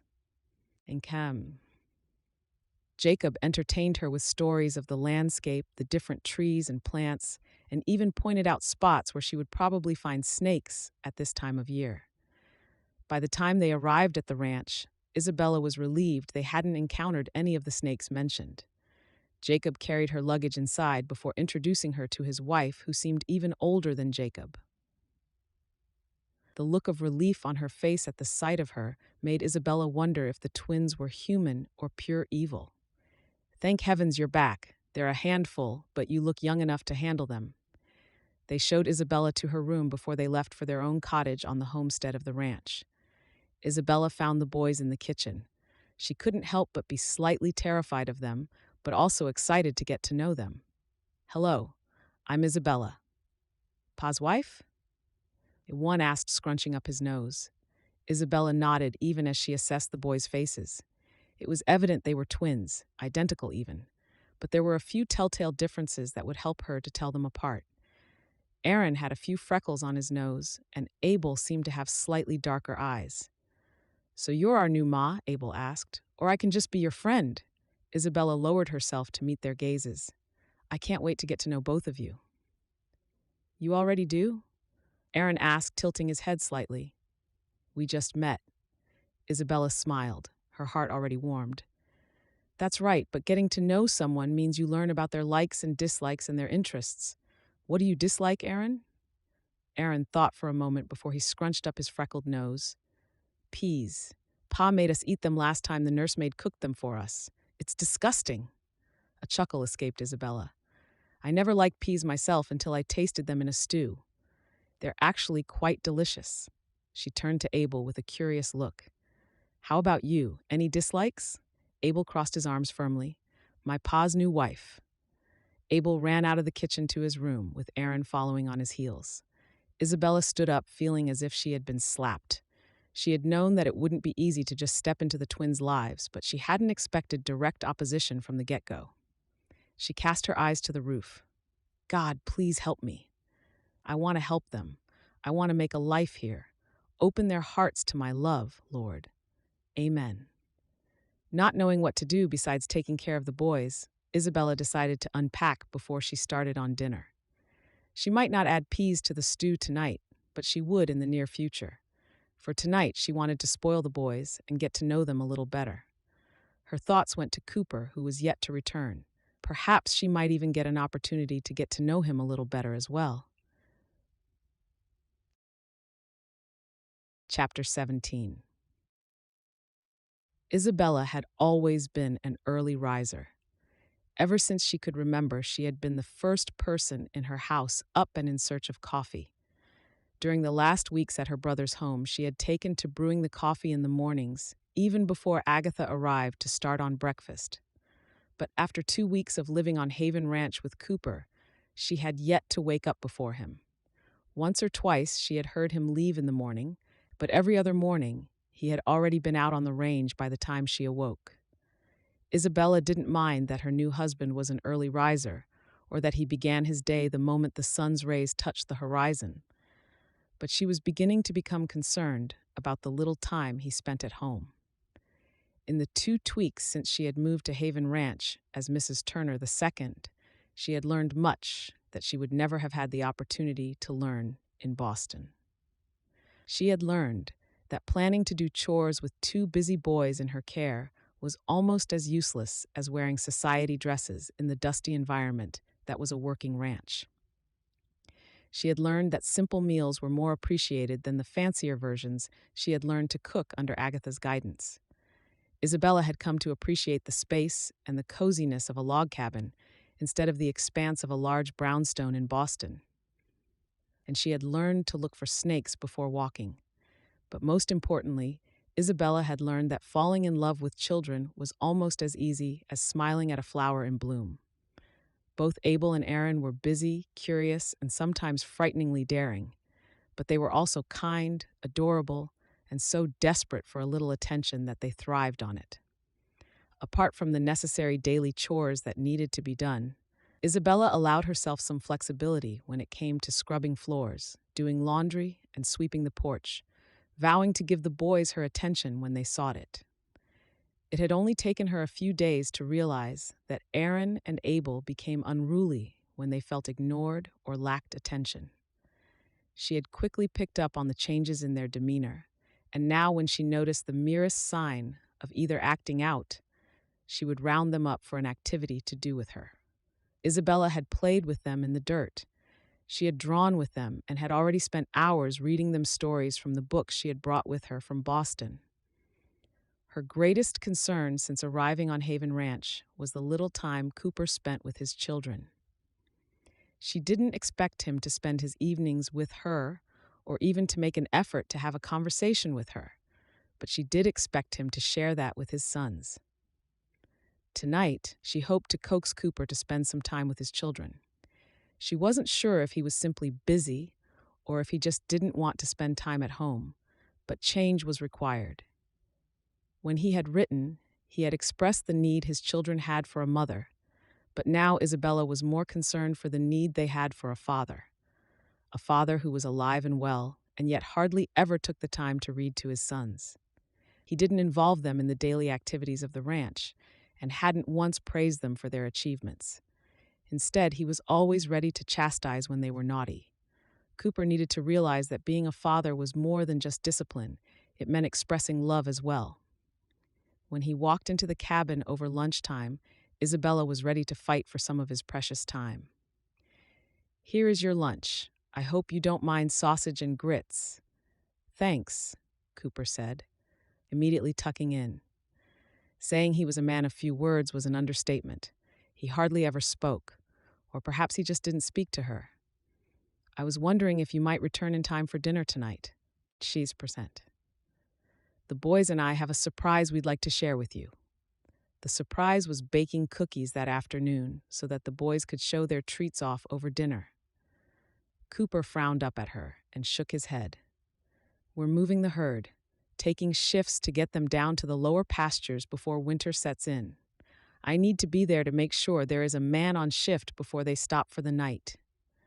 "Then perhaps the boys can wait up for you?" Isabella suggested hopefully. Again, Cooper shook his head. "Won't be worth it. Don't know what time I'll be back." Isabella tried to hide her disappointment. How much longer was she going to have to watch Cooper Turner neglect his sons? Chapter 18. "I've never seen a black sheep before," Aaron said, crunching up his nose in a way that Isabella had come to realize was more out of habit than an intention. "Now that you mention it, neither have I." Isabella laughed, ruffling his hair. "What will they make with all the wool?" Abel asked. Isabella had spent the afternoon teaching the twins the children's nursery rhyme. In no time at all, they had sang along and even created gestures and moves to go along with the words. Isabella was surprised to have enjoyed it almost as much as the boys had. "Well, you can make all types of things with wool. Clothes, for one. Then there are socks and hats and gloves. All types of things," Isabella explained. Abel frowned curiously before he surprised Isabella by climbing onto her lap. "Was this made of wool?" he asked, touching the scarf around her neck. Isabella's heart swelled even as tears welled in her eyes. If she could send every single nursemaid, nanny, and housekeeper who had ever refused to take care of these boys a photograph of this moment, they wouldn't believe their eyes. These twins had never needed a nursemaid or a nanny. They had needed the stability of a mother, someone who would not leave. Isabella swallowed past the emotions welling in her throat and shook her head. "No, that's silk." It was a gift from my mother on my 16th birthday. It's pretty, Aaron said, moving closer to inspect it as well. Thank you. You're real pretty too, Isabella said, pulling Aaron closer as Abel remained on her lap. Boys aren't pretty, they're handsome, Aaron laughed. Perhaps, but handsome is just a boy way of saying pretty. Isabella smiled wholeheartedly.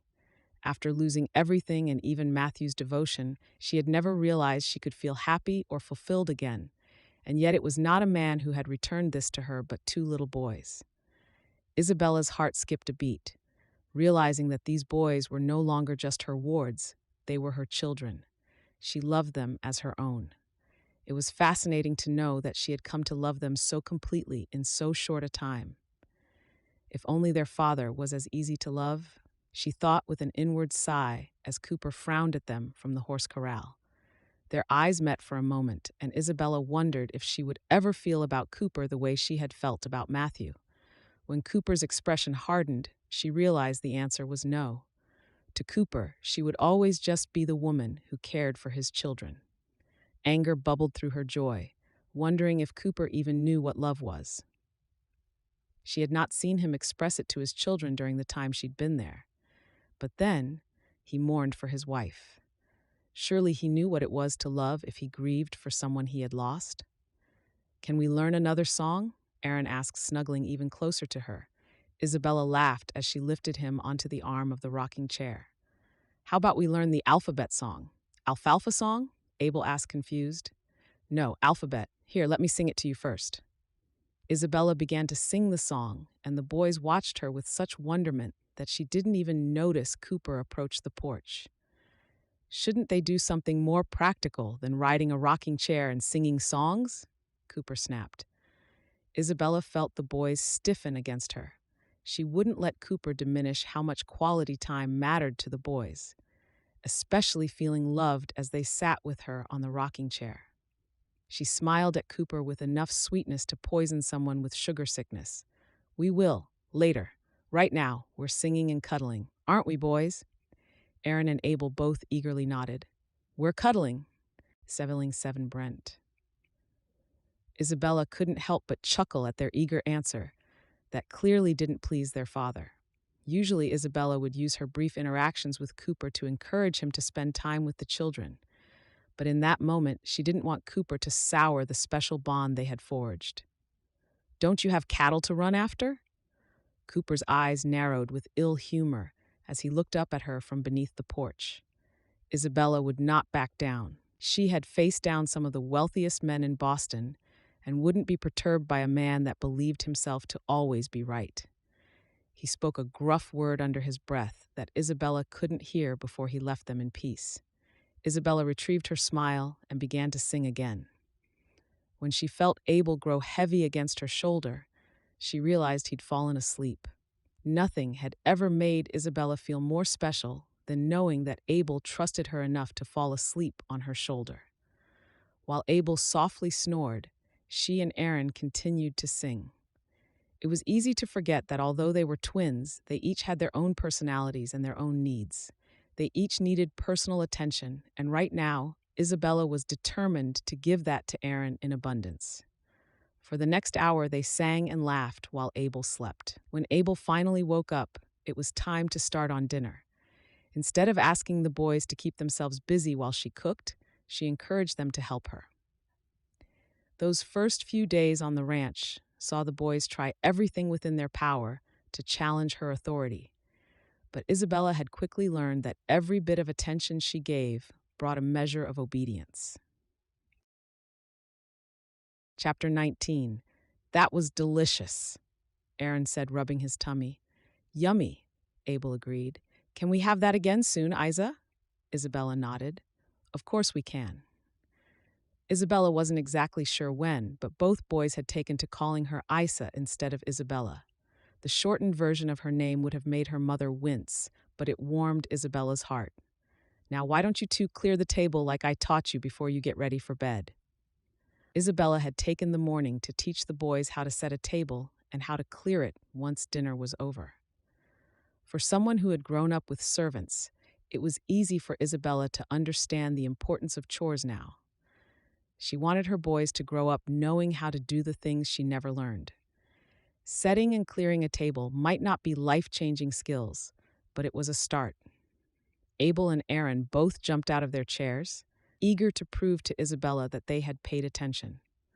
"Remember the cutlery first," Isabella reminded them as they placed all 4 plates together on their side of the table. Isabella dared to glance at Cooper, only to see confusion and irrational confrontation in his gaze. But then, it was nothing new. Aaron carefully slid the plates onto each other, while Abel carried the cutlery to the kitchen. Just as Aaron lifted the 4 plates, he accidentally let the bottom plate fall back to the table. His tiny hands had a hard time holding all 4 plates. "Aaron, watch what you are doing. It's not that hard. You just need to pay attention." Cooper's voice was loud and frustrated. Aaron's eyes almost immediately welled with tears. Isabella cast a firm look of disapproval in Cooper's direction before she stood up and moved to Aaron's side. "It's all right, honey. Maybe rather try taking 2 at a time, like we practiced." Aaron did as he was told and smiled brightly at Isabella once the table was cleared. "Well done, boys. That's an extra half hour of song time for you tomorrow. Now get ready for bed. I'll be in to read your story shortly." Isabella praised them, wishing their father would do the same, or perhaps even offer to be the one to read them a bedtime story. She turned to Cooper, who seemed like his usual sullen self. "Can we have a word on the porch?" Cooper frowned, a questioning look. Isabella narrowed her eyes and lowered her voice. "We can have a word here, or outside. I'd prefer outside." Isabella didn't wait for his answer before she headed outside. The cool fall breeze made her shiver, but then it could have been the anger as well. Something inside her had just snapped.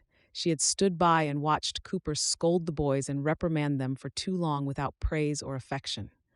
When she had come to Haven Ranch, she had hoped it would be forever, but she couldn't stay if Cooper Turner didn't at least try to make life pleasant for her and the boys on the ranch. "What do you want to have a word about?" Cooper asked as he stepped out onto the porch. Isabella cocked a brow in surprise. "You really don't know, do you?" "Know what? Please just tell me what you want to tell me. I have had a long day, I'm tired, and I'd like nothing more than to get to bed." Cooper groaned, sitting down on the rocker, as if he were already bored with Isabella's conversation. Isabella clenched her fists as she took a step towards him. "You don't realize that you never praise the twins. You do nothing to show them affection or even attempt to spend time with them. Have you ever considered that their problem hadn't been the nursemaids or the nannies, but that it had been you all along?" Cooper's eyes widened. "Prosody rate percent. I thought we established in our first correspondence that the twins needed a mother. So why are you reminding me of that now? You're here, ain't ya?" "Really?" Isabella asked, exasperated. "Cooper, having me as a ma is never going to replace your place in their lives. Those boys already lost their ma, and now they are losing their pa as well. Do you realize that I have not once seen you seek the boys out to spend time with them? You don't take the time to teach them anything, and the moment I teach them something, or they learn a new skill, you'd rather criticize how they're executing it than praising them for even trying. You want me to clap my hands every time they do something right? That ain't gonna happen," Cooper groaned. "I'm not asking you to clap your hands. I'm asking you to be a father. You can't just ignore them. You can't leave at sunrise, return before dinner, and head to bed straight after. They have no time with you. They weren't acting out because they needed discipline, Cooper. They were acting out because they were looking for attention. Attention from you." Isabella's voice had risen slightly, making Cooper actually look up. "I have a ranch to run. I can't go around holding their hands all day," Isabella nodded. "No, you can't, but you can at least attempt to be the father they deserve. Abel has such a big heart and just wants you to show him some love. Do you know that if he steps on an ant, he buries it and grieves for it? And then there's Aaron. He's a little braver and more inquisitive, but deep down he's just a little boy. He just wants to be loved. He looks up to you and one day wants to be exactly like you, but he doesn't even have a chance to find out what you're really like. Perhaps it's better that way. He'll probably be disappointed." "What are you saying?" Cooper snapped, clearly not enjoying Isabella telling him that he was a bad parent.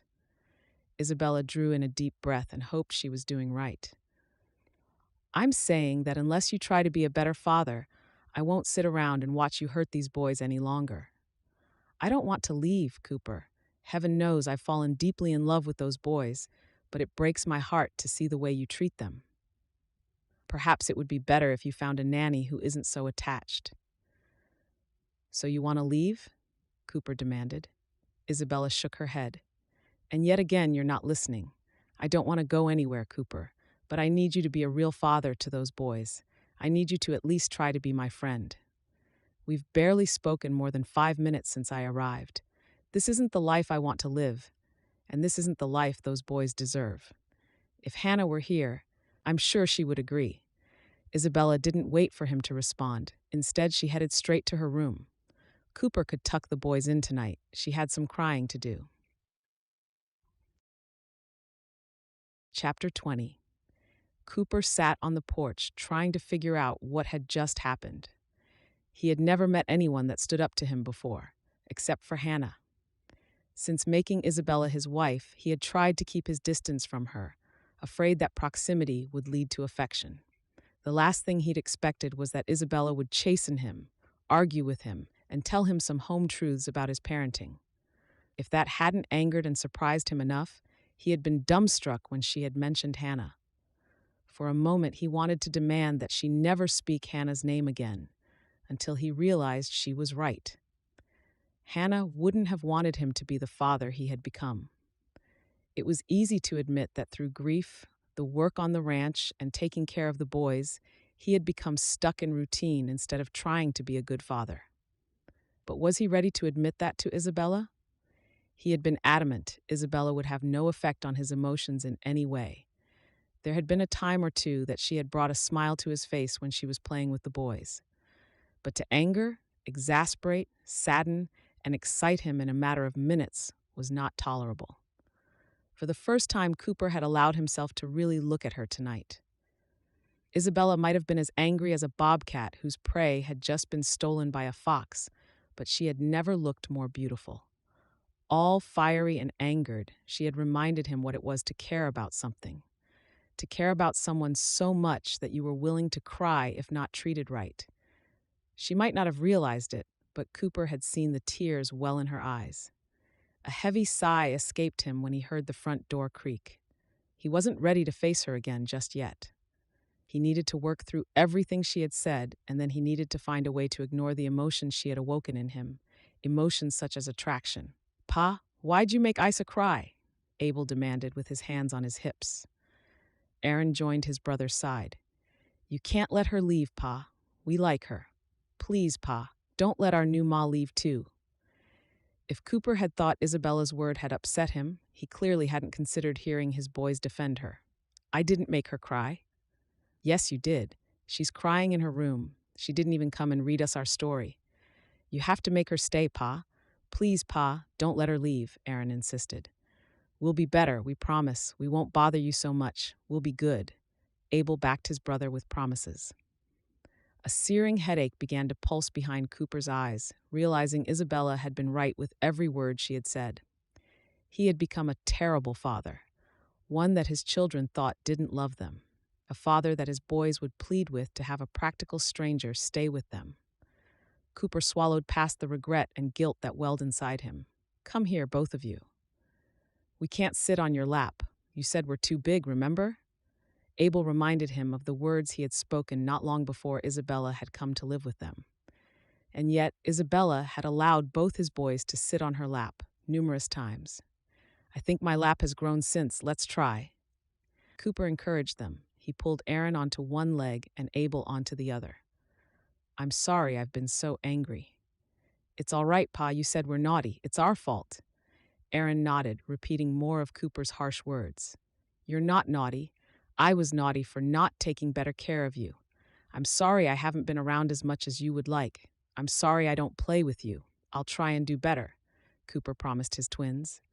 "You have to do better, Pa, or Isa will leave," Abel reminded him.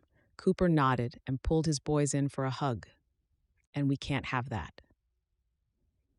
As soon as he spoke the words, he realized they weren't just said for the sake of his children. He didn't want Isabella to leave. His house had become a home again.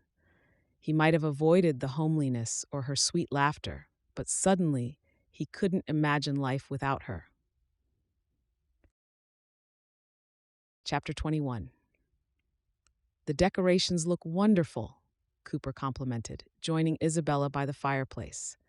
Winter had snuck in almost overnight and had brought a frosty chill. The fireplace that had hardly been used a few weeks before was now constantly burning through firewood to warm the cabin. And although the fireplace warmed the cabin, it was Cooper who was warming her heart these days. The boys enjoyed making them. Isabella smiled at him. They enjoyed you taking them to pick out the tree even more, Cooper chuckled. I barely made it out with my life. Have you seen Aaron with an axe? Isabella laughed. I can only imagine. Are they asleep? Sweet and sound. We read another chapter of Moby Dick. The boys are really enjoying it.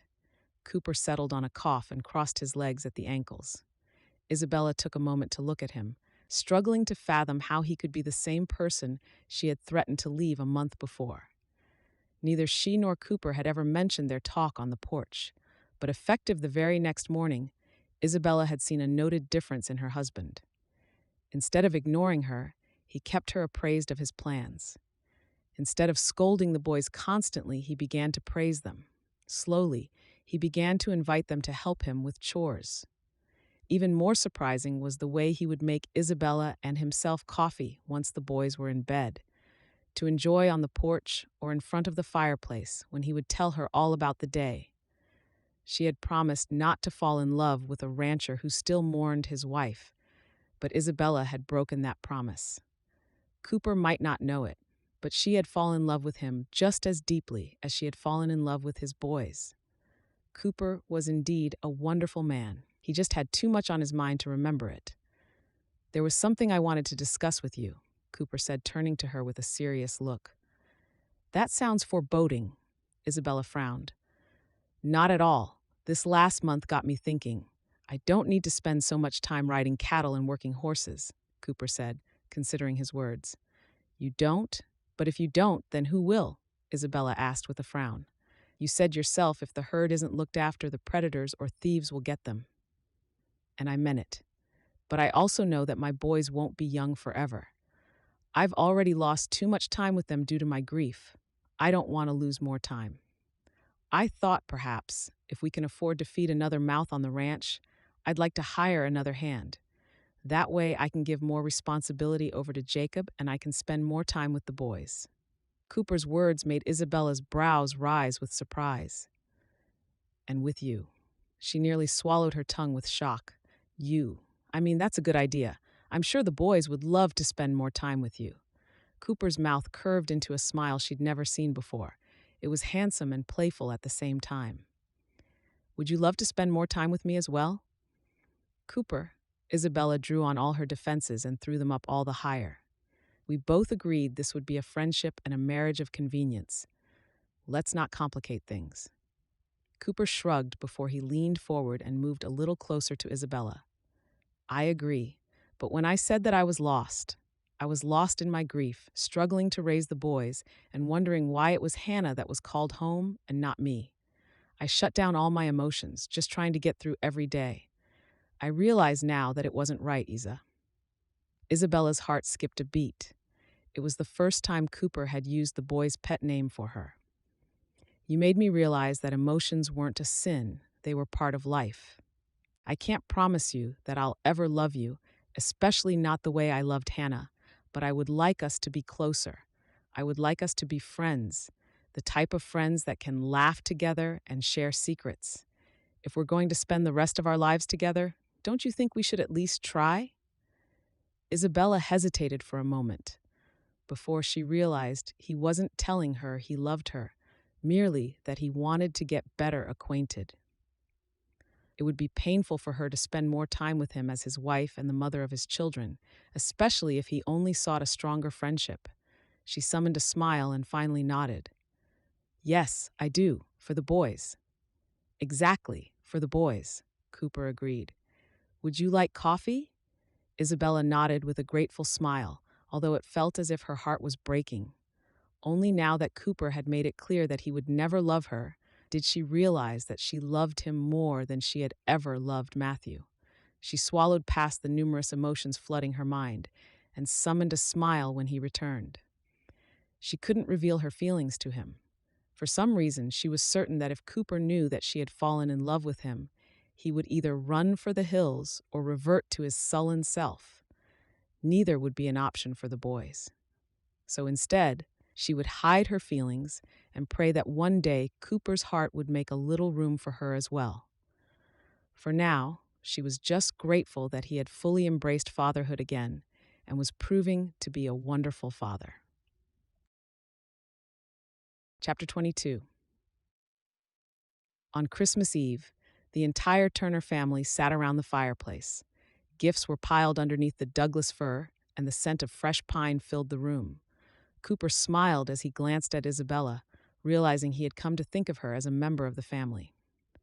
For the last 2 years, Christmas had been a sullen affair, with a gift for each of the boys and a meal cooked by Jacob's wife. But this year, Christmas was better than he could ever remember. Isabella had insisted that no gifts be bought. She had explained to him that after being raised in a home with an abundance of money, gifts had become a display of wealth instead of a gesture of affection, reflecting the true spirit of Christmas and the Lord's birth. At first, Cooper had thought it foolish, but Aaron and Abel had quickly managed to get him just as excited as they were. They would walk in the snowy pasture, and Aaron would find a rock shaped like a bowl, only to take it home as a gift for Isabella to keep her brooches in. Abel had surprised him by asking for his help to weave pieces of dry sticks together. When he held it up in the wind, it made a cheerful sound. Little by little, Cooper had caught on to the new tradition, appreciating it even as it built excitement with every day as Christmas grew closer. He had used cowhide to make leather chaps for his boys because he wanted to teach them to horse ride next year. He had even been creative enough to make them each a train set from dried cattle bones. It wasn't only refreshing, but challenging as well. "How about some hot cocoa?" Isabella asked, getting up. Both boys eagerly agreed, and Cooper couldn't help but join in. He'd never tasted cocoa such that Isabella made it. He wasn't sure what she put in the concoction, but it warmed from the inside out and even brought an improved sleep. Tomorrow they would be spending their first Christmas together, and Cooper couldn't help but look forward to hosting friends for the feast that Isabella was planning. But before he allowed himself to become excited about tomorrow, he was excited about his plans for tonight. He rubbed his hands together and cleared his throat. "Since we have so many presents under the tree, why don't we each open one tonight?" "Really?" Isabella asked from the kitchen. "Really, the boys are so excited they won't sleep a wink. Let's at least ease their curiosity a little." Isabella laughed. "Cooper Turner, you are turning out to be as mushy as fluffy potatoes." Cooper shrugged. "Then that will be my weakness. Go on, boys. You each pick one." Aaron grabbed one first and opened it to discover the bone train set Cooper had made. Aaron's eyes lit up with such joy that he immediately began to attempt to whistle like a train. Isabella returned with the cocoa, giving Cooper an impressed look. "That's mighty creative." "Thank you," Cooper said with a smile. Abel tore the wrapping paper off his gift and gasped with joy. "A coloring book." "Hold up there, I thought we weren't allowed to buy gifts." Cooper pretended to chasten Isabella. Isabella shook her head. "Every outline was drawn by hand. I simply purchased an empty book." "Creative of you," Cooper said approvingly. "Go on, you open one," Isabella encouraged. Cooper shrugged and retrieved a gift from under the tree bearing his name, grabbing another one at the same time. He tucked the latter into his pocket before he opened his gift. A smile settled on his face, even as his heart swelled in his chest. The only photo he had of Hannah was kept in his Bible. It was a black and white photo of her taken a month before their wedding. Now the photo was framed with pieces from Haven Ranch. Sticks, bones, rocks, and even a horseshoe had been glued together to frame Hannah. It was perfect in every way. "I thought we could put it on the mantelpiece. That way the twins can see it too?" Isabella asked carefully, as if she had overstepped in some way. Cooper turned to her with a warm smile. No gift has ever meant more to me, Isa. Thank you so much. It incorporates everything she loved, where she was loved and where our sons were born. Isabella smiled warmly. I'm glad you like it. Here's yours. Cooper said, handing her the gift he had secreted from under the tree. I thought I get to pick. Isabella frowned. Cooper shook his head. You can pick tomorrow. Tonight you're opening this one. Isabella shrugged and began to open the gift. A frown creased her brow as she recognized the letters she had written to Cooper all those months ago. My letters? Cooper nodded. When you wrote me those letters, I appreciated every single word. I appreciated that you understood what I needed. I appreciated even more than you didn't expect more of me than I could offer you at the time. But none of that applies anymore. Isabella frowned, clearly confused. I don't understand. Cooper took the letters from her and walked over to the fireplace. He dropped the letters into the flames before he returned to her side, kneeling before her. I don't want a friend. I don't want a marriage of convenience, and I don't want a nanny for my boys. You've become so much more to them than I could have ever imagined. You've become the ma they needed, and you've become the wife I never thought I needed, Cooper began, hoping he was doing it right. Both boys were smiling from ear to ear, curious about what was happening. I want to renew our vows, but this time I want them to be different. I want them to be real. I love you, Isabella, and I want to spend the rest of my life making you happy. I want to care for you, comfort you, and protect you. I want us to share our secrets and our dreams. Let me be your husband in every way that matters, Cooper proposed as he pulled a ring from his pocket. Tears streamed down Isabella's face as she smiled with a nod. Yes, Cooper, I'd like nothing more than for this to be a real marriage. I love you, too. The boys shrieked with excitement, although they didn't really understand the gravity of the proceedings playing out before them, when Cooper leaned forward and kissed his wife for the very first time. Epilogue. Abel, be careful, you'll break your neck. Isabella cried out from the side of the corral. Ma, I'm doing just fine, Abel called back, riding the mare as if he had sat a horse for 30 years. Isabella couldn't really argue since he was doing just fine. If there was one thing Abel had inherited from his father, it was his riding skills. Aaron, on the other hand, inherited his father's love for the land. Whereas Abel would spend his day riding after cattle with Jacob or the ranch hands if he was allowed, Aaron would spend it with his hands in the dirt growing vegetables. Both her boys were growing up too fast, Isabella thought with a heavy sigh. It was hard to believe that she had only been on the ranch for 3 years. She could hardly recall her life in Boston, and felt as if she had been a rancher's wife for a lifetime. As if she had been Cooper's wife for a lifetime. God had truly blessed her with a wonderful husband and a marriage filled with laughter and love. Isabella could never, in her wildest dreams, have imagined that she would have been blessed with all this when she had sat across from Agatha reading the Matrimonial Times for the very first time. Will you let your hair down? He's a natural.